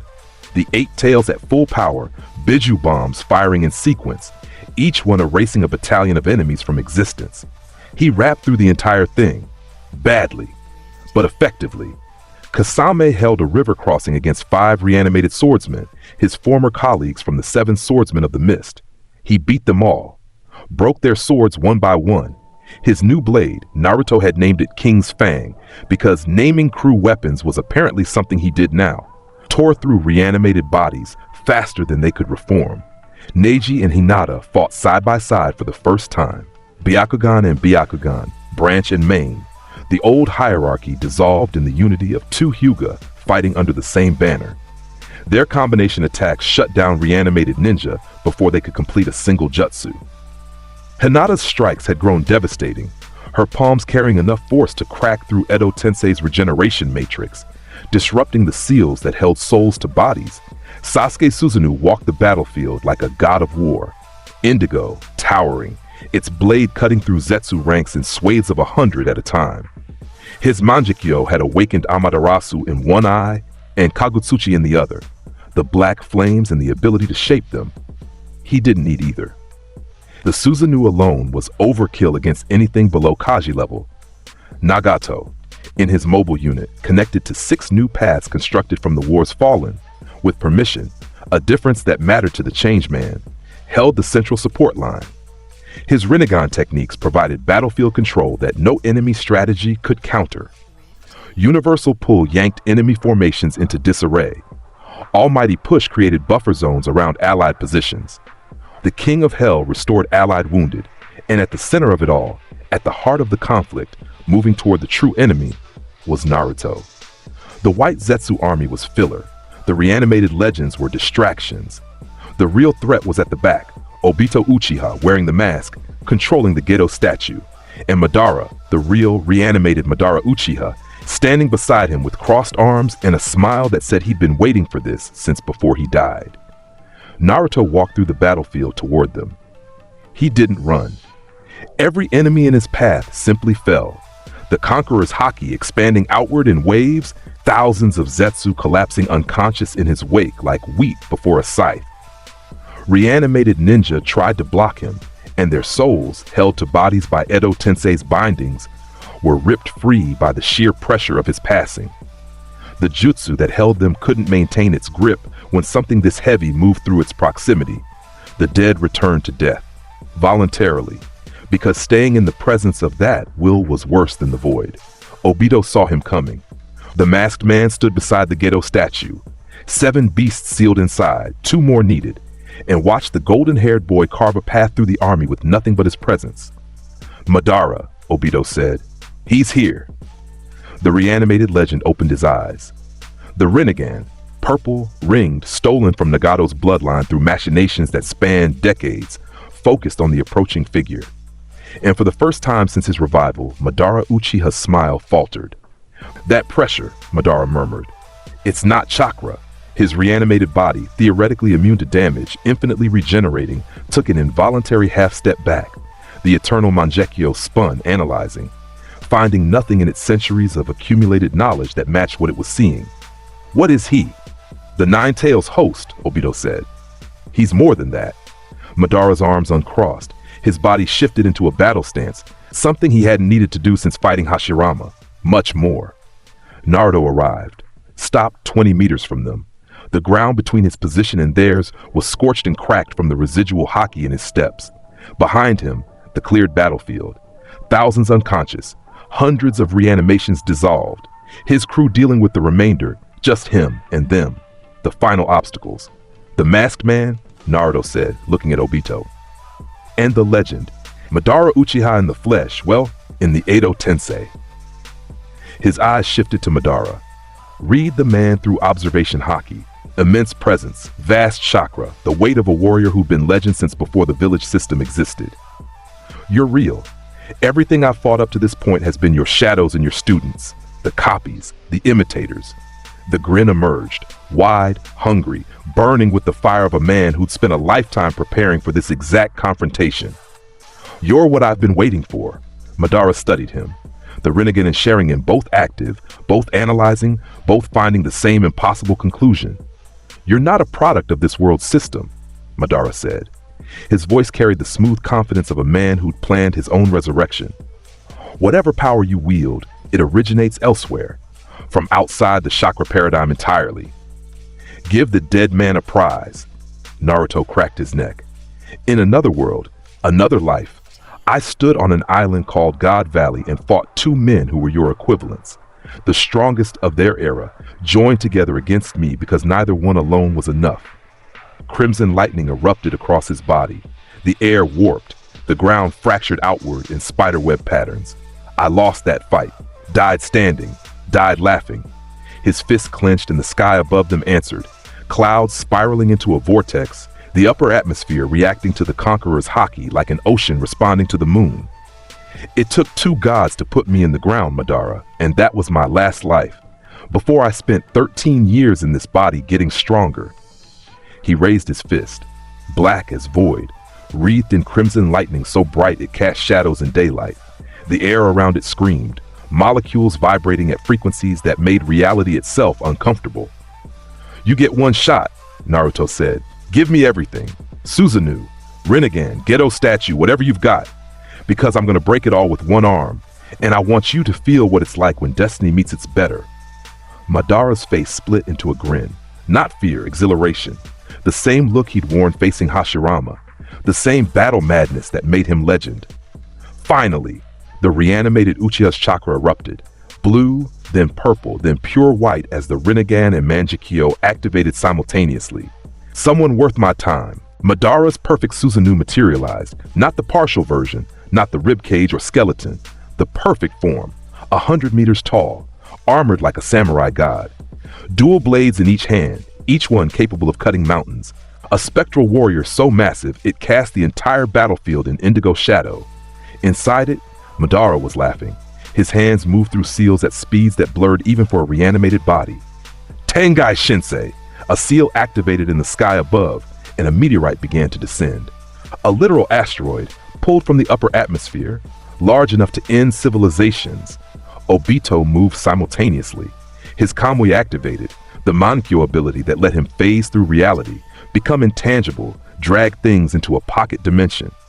He targeted Naruto directly, trying to warp the boy into Kamui space where he could be contained.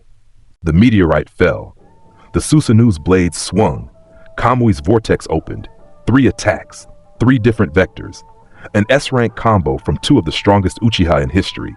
Naruto moved once, 1 step forward, his right foot planted, his left leg drew back. His fist, the one coated in advanced conqueror's Haki, black and crackling crimson, dense enough to warp light itself, drove forward, not at any of the 3 attacks. At the air between them, the punch connected with nothing, with atmosphere, with reality itself, and reality broke. The shockwave was something beyond the scale of anything this world had ever produced.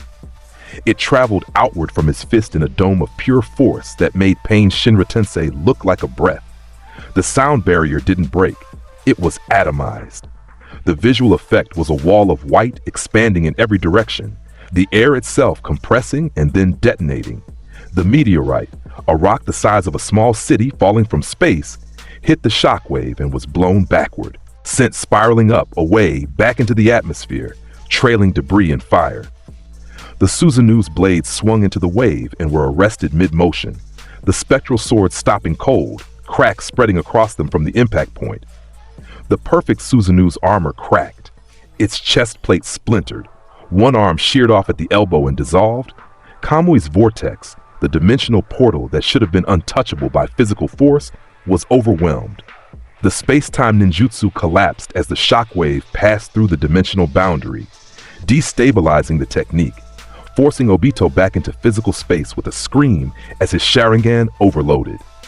One punch, one empty air punch, and the combined assault of Madara and Obito Uchiha was erased. Naruto didn't stop moving. He was through the cracked Susanoo in a blur, appearing inside the spectral warrior, inside the supposedly impenetrable defense, face to face with Madara. The reanimated legend's eyes went wide. His hands moved for another jutsu. Naruto caught both wrists, armament Haki on each hand. Madara's reanimated body, infinite chakra, infinite regeneration, theoretically unkillable, felt the grip and recognized what was holding it. Not physical force, not chakra, something that operated on a level beneath both, something that spoke directly to the soul. Your Susanoo is a ghost, Naruto said, face to face with the god of war, and ghosts answer to kings. Every spectral technique, every manifestation of spiritual energy is weaker than pure will made solid. You've been using chakra like it's the only system that matters. His grip tightened. Madara's wrist bones, reanimated, theoretically indestructible, cracked. You died before you could learn that something bigger exists. He headbutted Madara. Armament-coated skull meeting reanimated forehead. The impact was the sound of mountains colliding. Madara's entire body launched backward, through the disintegrating Susanoo, through the air, cratering the earth a half-kilometer away in a trench that bisected the battlefield. The Susanoo dissolved around Naruto like smoke. He dropped 50 meters to the ground, landing in a crater, already turning toward Obito. The masked man was staggering. His Kamui was barely functional, the dimensional technique destabilized by the shockwave. His mask was cracked, half his face visible, the scarred tissue, the implanted Sharingan, the face of a boy who'd loved a girl and lost her and decided the world should dream forever rather than keep hurting. You're Obito Uchiha, Naruto said, walking toward him. Kakashi's teammate, the boy who died at Kanabi Bridge, the one Madara pulled from the rubble and filled with poison. His observation Haki read the man's entire story in the emotional frequencies radiating from him. Grief, guilt, obsession, love, twisted into something monstrous. You're doing all this for a dead girl. Obito's remaining eye blazed. You know nothing about. I know everything about wanting something so badly you'd burn the world to get it. Naruto stopped 3 meters away. The crimson lightning faded from his skin. His Haki pulled inward, not threatening for once, just present, just heavy. The difference between us is that I burn the world moving forward. You're burning it moving backward, trying to undo what's already done, trying to make a dream replace reality because reality hurt too much. Obito's fist clenched, his Sharingan spun. Kamui trying to activate, trying to send Naruto away, trying to phase, trying to do anything. Your Kamui won't work on me, Naruto said. Nothing in this world's system works on me when I don't allow it. That's what you're failing to understand. He took one more step forward. The infinite Tsukuyomi is a lie, Obito, a beautiful lie. Everyone asleep, everyone dreaming their perfect world, and you alone, awake in a dead reality with nothing but your guilt for company forever. His voice dropped, lower, heavier. That's not peace. That's a man burying himself alive and calling it heaven. Obito's hand came up, a kunai, aimed at Naruto's heart. Last resort. Desperation in a crumbling eye. Naruto caught the kunai between 2 fingers without looking. Snapped it. Dropped the pieces. You were strong enough to orchestrate a world war, Naruto said. Strong enough to control Kage, manipulate organizations, maintain a deception for 15 years. That's talent. That's will. Misguided, twisted, aimed at the wrong target, but real. His hand extended. Open palm. You can keep fighting me. I'll end you and Rin stays dead and your story ends in this dirt. Or, behind them, Madara's reanimated body was already regenerating, already standing in its trench, already forming seals for something enormous. Or you can stop running from what happened and start building something that makes it matter.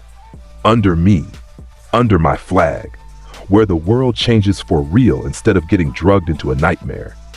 Obito's eye was wet, a single tear tracing down the scarred cheek from a Sharingan that had seen too much. His hand trembled at his side. She wouldn't want this, Obito whispered, and it was the first honest thing he'd said in 15 years.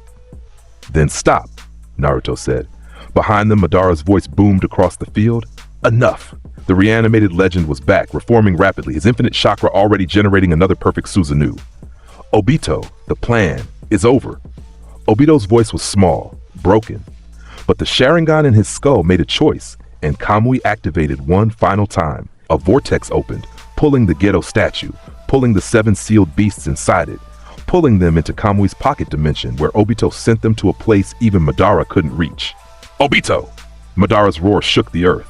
The Susanoo reformed fully, perfect, massive, furious. You dare! Naruto was already moving. This time, full speed. The speed that Xebec had used on God Valley. The speed that had let a man with nothing supernatural about him keep pace with fruit-powered monsters who could move like lightning. He appeared inside Madara's Susanoo again. But this time, he didn't grab. He punched, both fists, alternating. Armament and conquerors combined into each impact, a barrage so fast and heavy that the Susanoo didn't crack. It evaporated. Each punch deleted a section of the spectral warrior. Chest, shoulder, arm, head, torso. Pieces disappearing under impacts that transcended the physical-spiritual boundary. Madara's body was hit 6 times before the Susanoo fully dissolved. Each hit snapped bones that immediately regenerated. Each hit sent shockwaves through his reanimated form that disrupted the Edo Tensei's binding matrix. The jutsu that kept him alive was failing, being overwhelmed by damage faster than it could repair, by a spiritual pressure that was telling the soul anchored to this body, leave, go, this vessel is no longer safe. You! Madara's regeneration slowed. His eyes, the Rinnegan, the prize he'd schemed decades to obtain, flickered. This is impossible. I am Madara Uchiha. I'm the strongest. You were. Naruto's final punch landed center mass. The impact went through Madara's chest and out his back. Not a physical hole, but a spiritual one. A gap in the matrix holding his soul to this plane. The Edo Tensei crumbled from the inside out. Madara Uchiha's reanimated body began to dissolve, flaking away at the edges, returning to dust. And through the disintegration, his face, his real face, the warrior's face, the legend's face was grinning. Magnificent, Madara breathed, crumbling. In my era, I would have recruited you. In your era, Naruto said, watching the legend dissolve, you would have knelt. Madara laughed, full and genuine and fading, and then he was gone. Dust on the wind, the Rinnegan extinguishing, the soul returning to whatever afterlife held legends. The battlefield went still. 100,000 allied ninja, fighting, struggling, bleeding across 3 fronts, felt the moment the reanimation jutsu collapsed globally. Every Edo Tensei across every battlefield dissolved simultaneously, their anchor point destroyed when Madara's matrix failed. The white Zetsu, without Madara's will coordinating them, collapsed into vegetative lumps. The war ended in a single heartbeat. Obito Uchiha knelt in the dirt where he'd stood, his mask gone, his face bare, his Sharingan spinning down to a stop. Around him, the evidence of a plan that had consumed his entire life now scattered to the wind. Naruto stood over him, not triumphant, not gloating, just present. You owe the world more than one lifetime of apologies, Naruto said. But you start by standing up and being useful. Your Kamui, your knowledge of the shadows, your 15 years of manipulating every power structure on this continent. He offered no hand this time, just an expectation. Earn the right to exist in my world, Obito, or don't. But the sleeping is over. Obito stood on his own, slow, creaking, like a man lifting the weight of everything he'd done off his own back through sheer force of deciding to keep going. I'll never be forgiven, Obito said. I don't deal in forgiveness. I deal in function. Naruto turned away. You function or you disappear. Welcome to the crew. Across 3 battlefields, the fighting stopped. The white Zetsu rotted. The reanimations were gone. The surviving enemy forces, leaderless, purposeless, surrendered in waves. And in the center of it all, visible to every allied ninja on every front, a golden-haired figure stood over the crater where Madara Uchiha had dissolved. Crimson lightning played across his shoulders. His crew, his monsters, his army of legends, converged on his position from every direction. Sasuke's Susanoo fading as it landed, Gaara's sand settling, B's Biju cloak dispersing, Neji and Hinata landing on either side, Nagato's paths walking in formation, Kasame and Zabuza and Haku emerging from the eastern tree line, Konan descending on paper wings, all of them, every monster, standing behind one boy, and 100,000 allied ninja, from every village, every nation, every corner of the shinobi world. Watched. The aftermath was swift, because Naruto didn't believe in letting momentum die. 3 days after the war's end. The 5 Kage, the survivors, the leaders who'd unified against the threat, gathered in a summit that was supposed to be about reconstruction, about returning to normal, about dividing responsibilities and going back to their villages and pretending the world hadn't just changed forever. Naruto walked into that summit uninvited. The door opened without anyone touching it, blown inward by a pressure that announced itself before the boy did. He walked between the 5 chairs, past the Kage's guards, past the Anbu who instinctively moved to intercept and then stopped when their bodies refused to close the distance. Tsunade, the 5th Hokage, sitting in her chair, didn't try to stop him. She'd known this was coming. Had known since the day she took the hat that eventually this boy would outgrow everything her position represented. The Raikage stood, fist clenched. "You have no authority to." "Sit down, A." Naruto's voice carried the weight of Conqueror's Haki beneath it, and the Raikage's legs buckled. He caught himself on his armrest, pride flashing in his eyes. But the body remembered the mountain pass. The body knew. The Mizukage watched with fascination. The Tsuchikage, old, weathered, cynical, watched with something closer to resignation. Naruto took the empty center of the chamber, the spot where no one sat because it was the neutral ground between 5 equals. He stood there like he'd been born in it. 3 days ago, he said, I ended a world war. My crew dismantled an army of 100,000. I personally destroyed Madara Uchiha, the legend your entire system was built to prevent from ever happening again, with my bare fists. The Rinnegan, the Edo Tensei, the infinite Tsukuyomi, every existential threat that kept your villages united in fear is gone. He turned in a slow circle, meeting every Kage's eyes. Which means your alliance has no purpose anymore. Within 6 months, you'll be back to cold wars and proxy conflicts and border skirmishes that kill children, because that's what this system does when it doesn't have a common enemy. The Tsuchikage leaned forward. And what do you propose, boy? That we make you the common? I'm done being proposed to.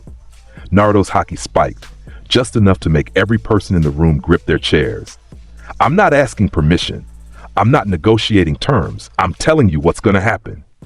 He raised one hand, the same hand that had punched through Susanoo, caught Biju bombs, broken meteorites, and pointed at the ceiling.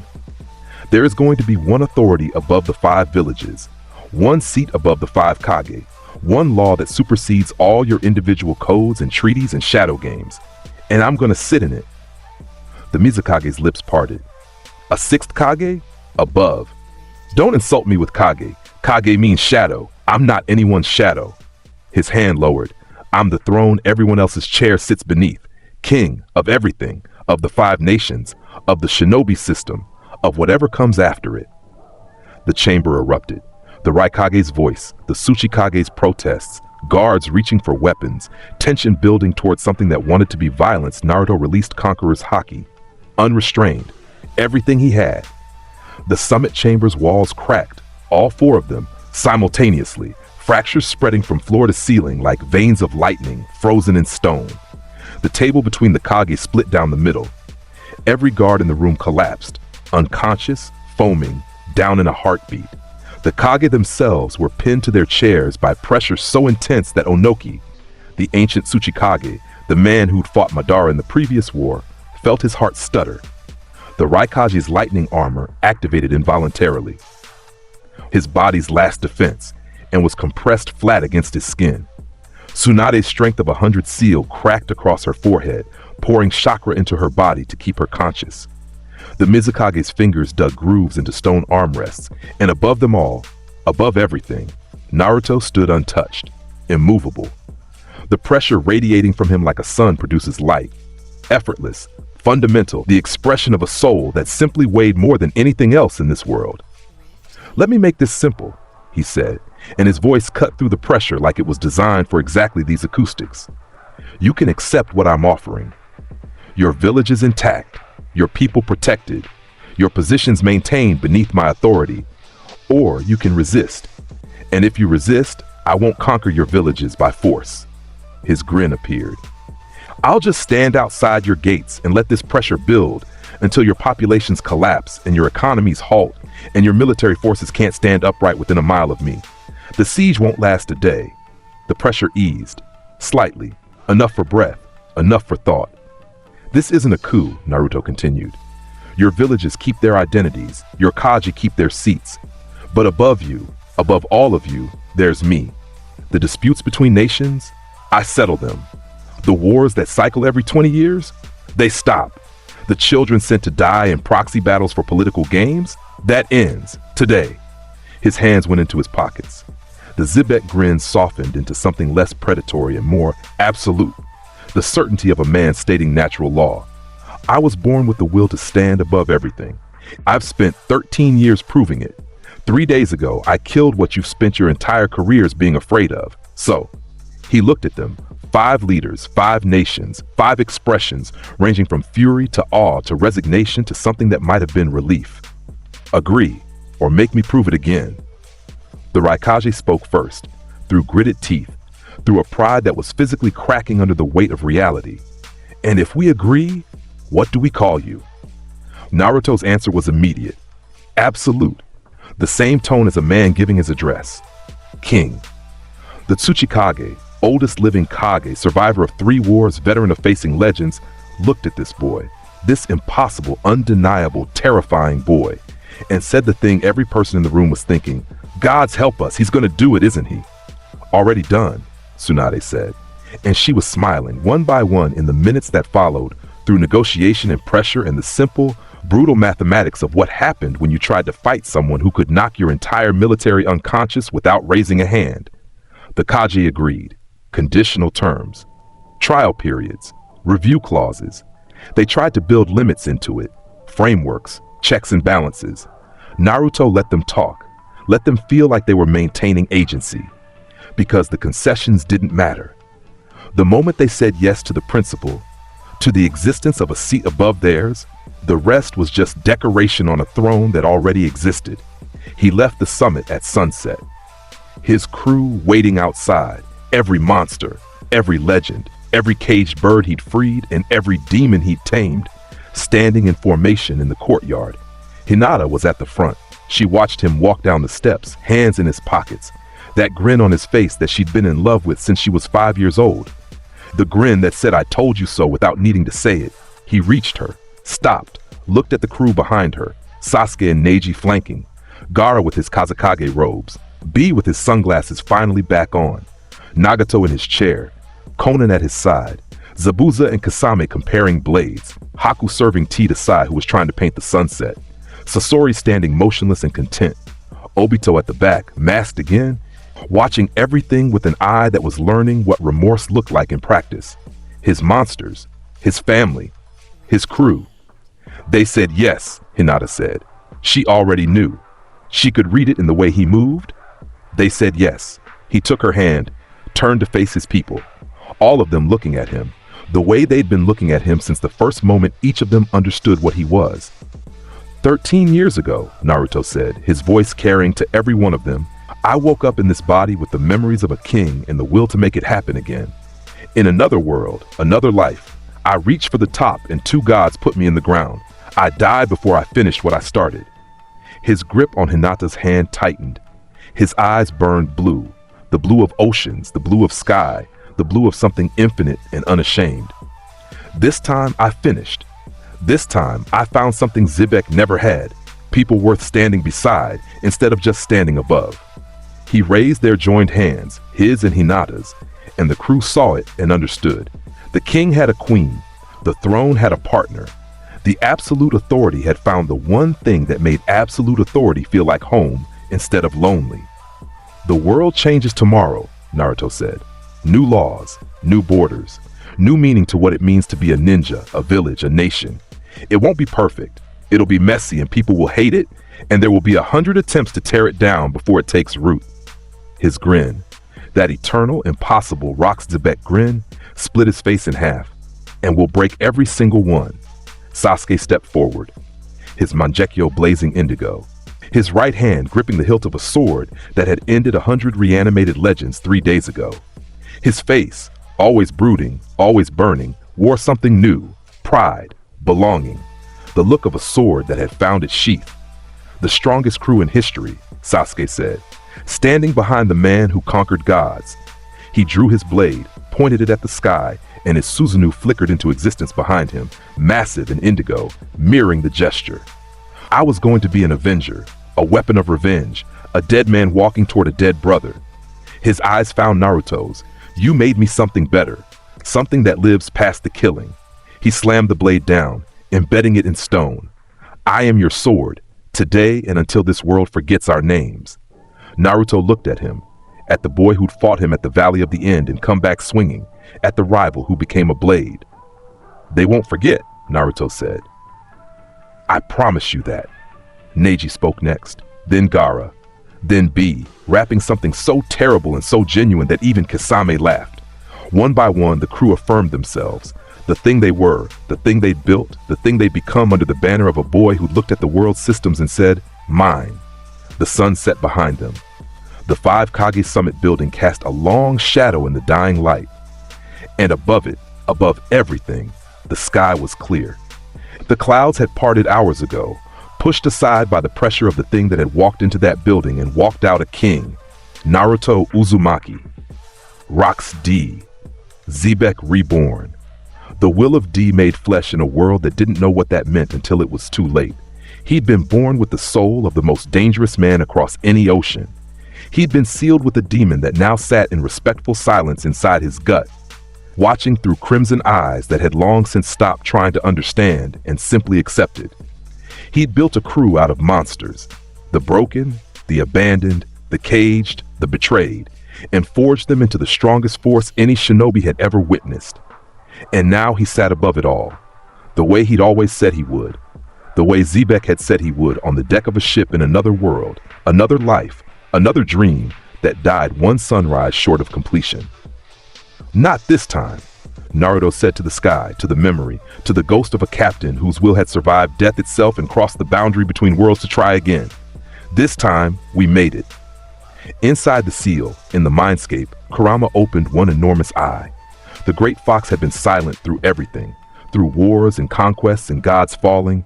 It had watched, waited, and now, as its host stood at the summit of a world, the most powerful tailed beast in existence allowed itself one acknowledgement.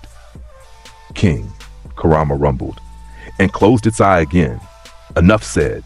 That night on the roof of the summit building, his crew scattered below, celebrating or planning or simply existing in each other's company for the first time without a threat looming. Naruto lay on his back with his head in Hinata's lap, her fingers in his hair, the stars above them thick and endless. Was it worth it, she asked.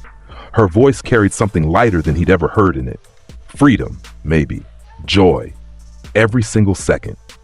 His eyes were open but unfocused, looking at something beyond the stars, beyond the sky, beyond the reaches of what any eye could see. I came into this world with nothing except a dead man's will and a demon in my stomach. I'm leaving this night with everything. You're leaving? Amused. Teasing. She knew him well enough to know he wasn't going anywhere. Figure of speech. He caught her hand, brought it to his lips, pressed them against her knuckles, brief, warm, the kind of gesture that a man who declared himself king of the world would only make when nobody else was watching. Tomorrow starts the real work, rebuilding systems, writing new laws, dealing with people who resist because resistance is all they know how to do. Sounds boring. The most boring thing I'll ever do. He sat up, turned to face her. Their faces close enough that the crimson lightning that sometimes leaked from his skin cast flickering light across her features.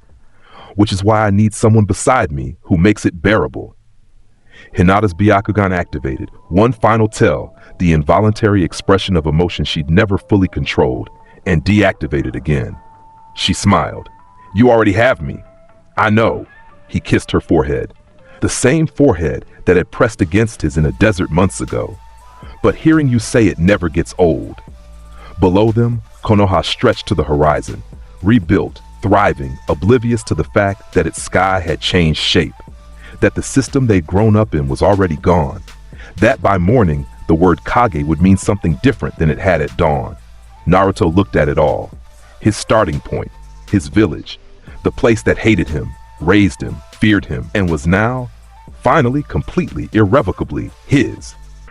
He stood, looked down at the world from the highest point he could find, and said, To nobody and to everybody, to the memory of a dead captain and the soul of a living king. The seas were too small for me last time. This whole world was barely enough. But these people. He looked down at his crew, scattered across the grounds below, their laughter carrying upward on the wind. They're the treasure I was always looking for. He jumped from the roof, landed among them, and the night went on. The first night of a new era, a new world, a new order, written in the will of one boy who refused to accept that anything in existence was above him. The history books would struggle with him. They always do with people who rewrite the rules. They'd call him the Sixth Age's architect, the man who ended the village system's isolation, the king who made shinobi mean something other than weapon. They'd argue about whether his methods were just, whether his authority was legitimate, whether any one person should hold that much power. And the answer, the one his crew knew, the one his enemies learned, the one the world eventually accepted, was always the same. It didn't matter if one person should hold that power. What mattered was that one person did, and he used it to make the world bigger than it was before he arrived. Rox D. Xebec died on God Valley reaching for a throne he never sat in. Naruto Uzumaki sat in it at 17, surrounded by monsters who loved him, holding the hand of a woman who'd watched him become this since childhood.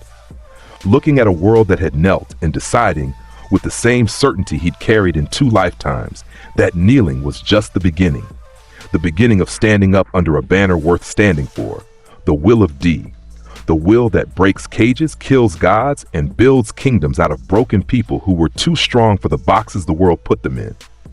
That will doesn't die, it doesn't sleep, it doesn't fade, it finds a body, it finds a crew, and it finds the top every single time. And that's the full movie right there.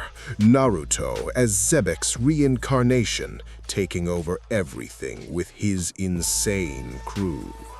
If you're hyped, hit like, subscribe for more wild what-ifs, and tell me in the comments which crew member you'd wool with. More heat coming soon. Stay locked.